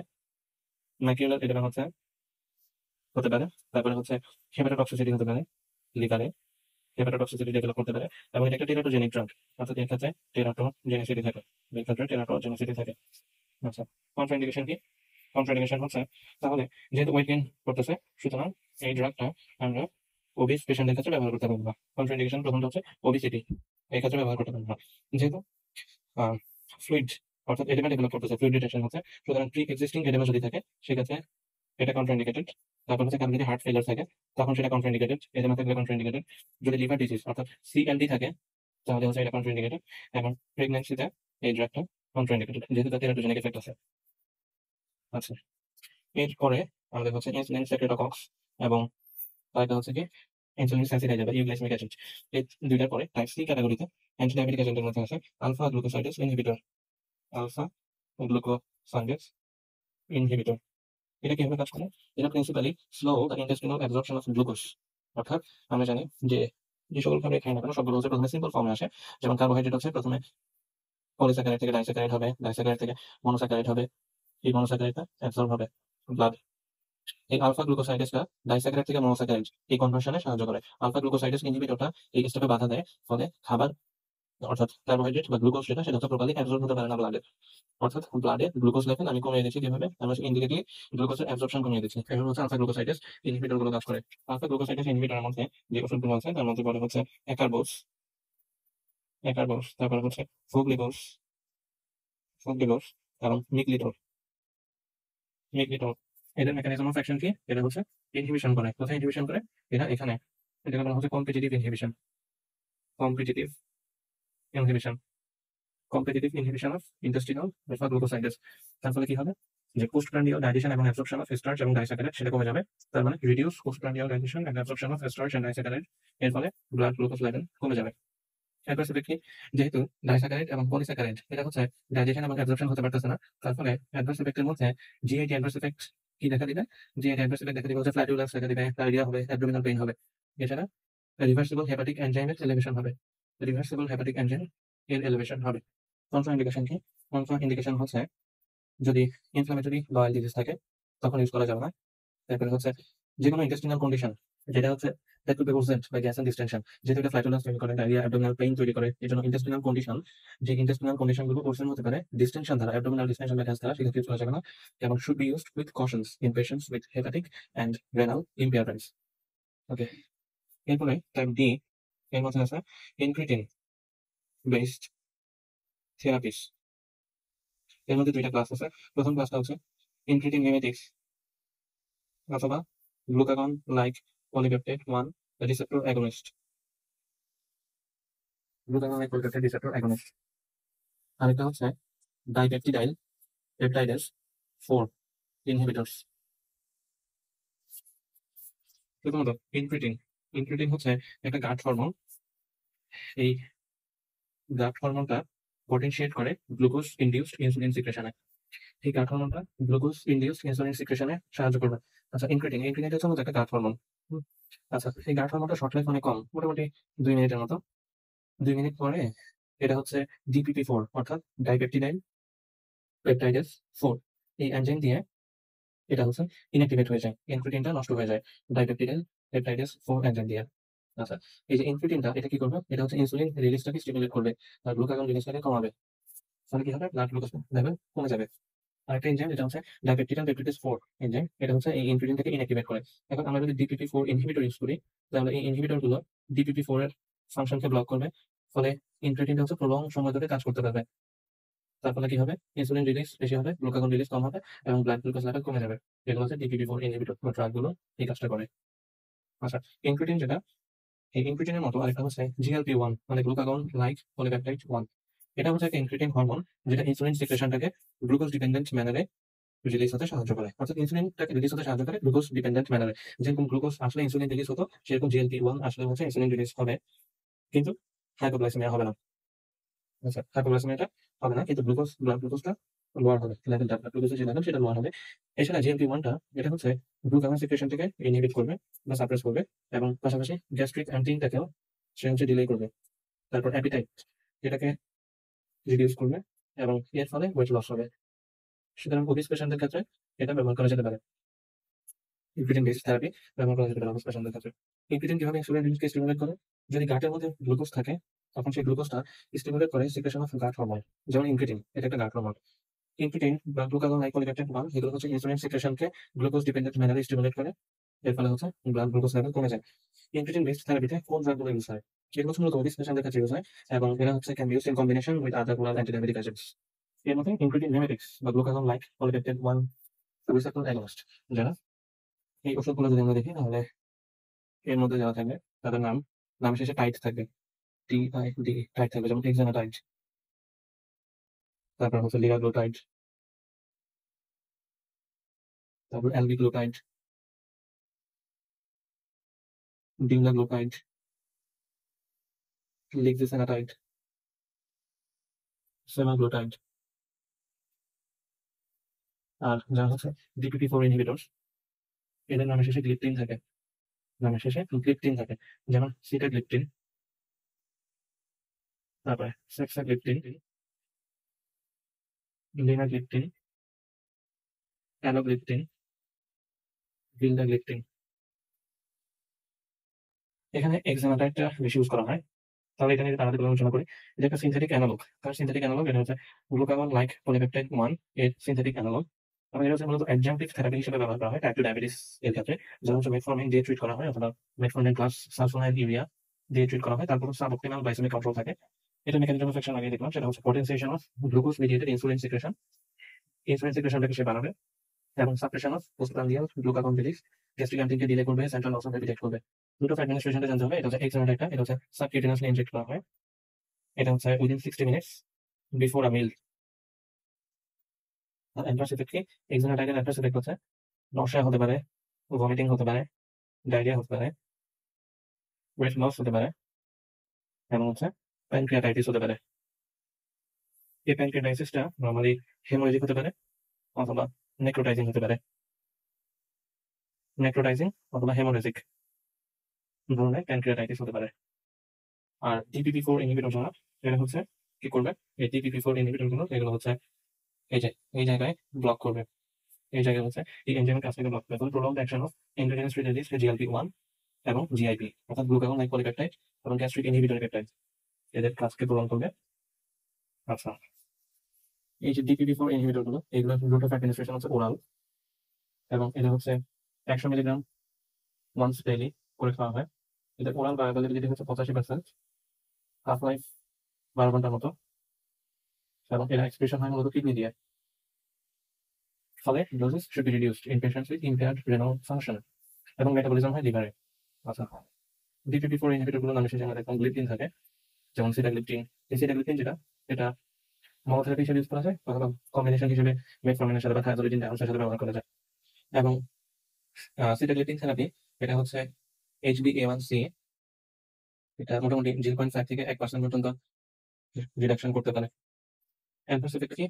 সিটাগ্লিপটিনের ক্ষেত্রে সিটাগ্লিপটিনের অ্যাডভার্স ইফেক্ট হচ্ছে বিভিন্ন ধরনের ইনফেকশন হতে পারে, যেমন নেজোফ্যারিঞ্জাইটিস হতে পারে, আপার রেসপিরেটরি ইনফেকশন হতে পারে, তারপর জয়েন্টে পেইন হতে পারে, জয়েন্ট পেইন, প্যানক্রিয়াস ইনফেকশন হতে পারে অর্থাৎ প্যানক্রিয়াটাইটিস, তারপর হচ্ছে হাইপারসেনসিটিভিটি রিঅ্যাকশন হতে পারে।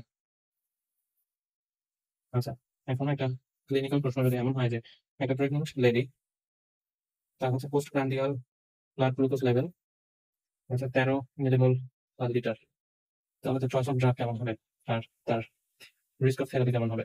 তো চয়েস অফ ড্রাগ হচ্ছে তার ডায়েট মডিফিকেশন করতে হবে, dietary modification, particularly by reducing consumption of refined carbohydrate. এছাড়া ইনসুলিন নিতে পারে ইন সার্টেন কেজেস, মেটফর্মিন নেওয়া যায় অথবা গ্লিবেনক্লামাইড নেওয়া যেতে পারে, কারণ গ্লিবেনক্লামাইড হচ্ছে the only sulfonylurea that does not cross the placenta. That's all for drugs for diabetes mellitus.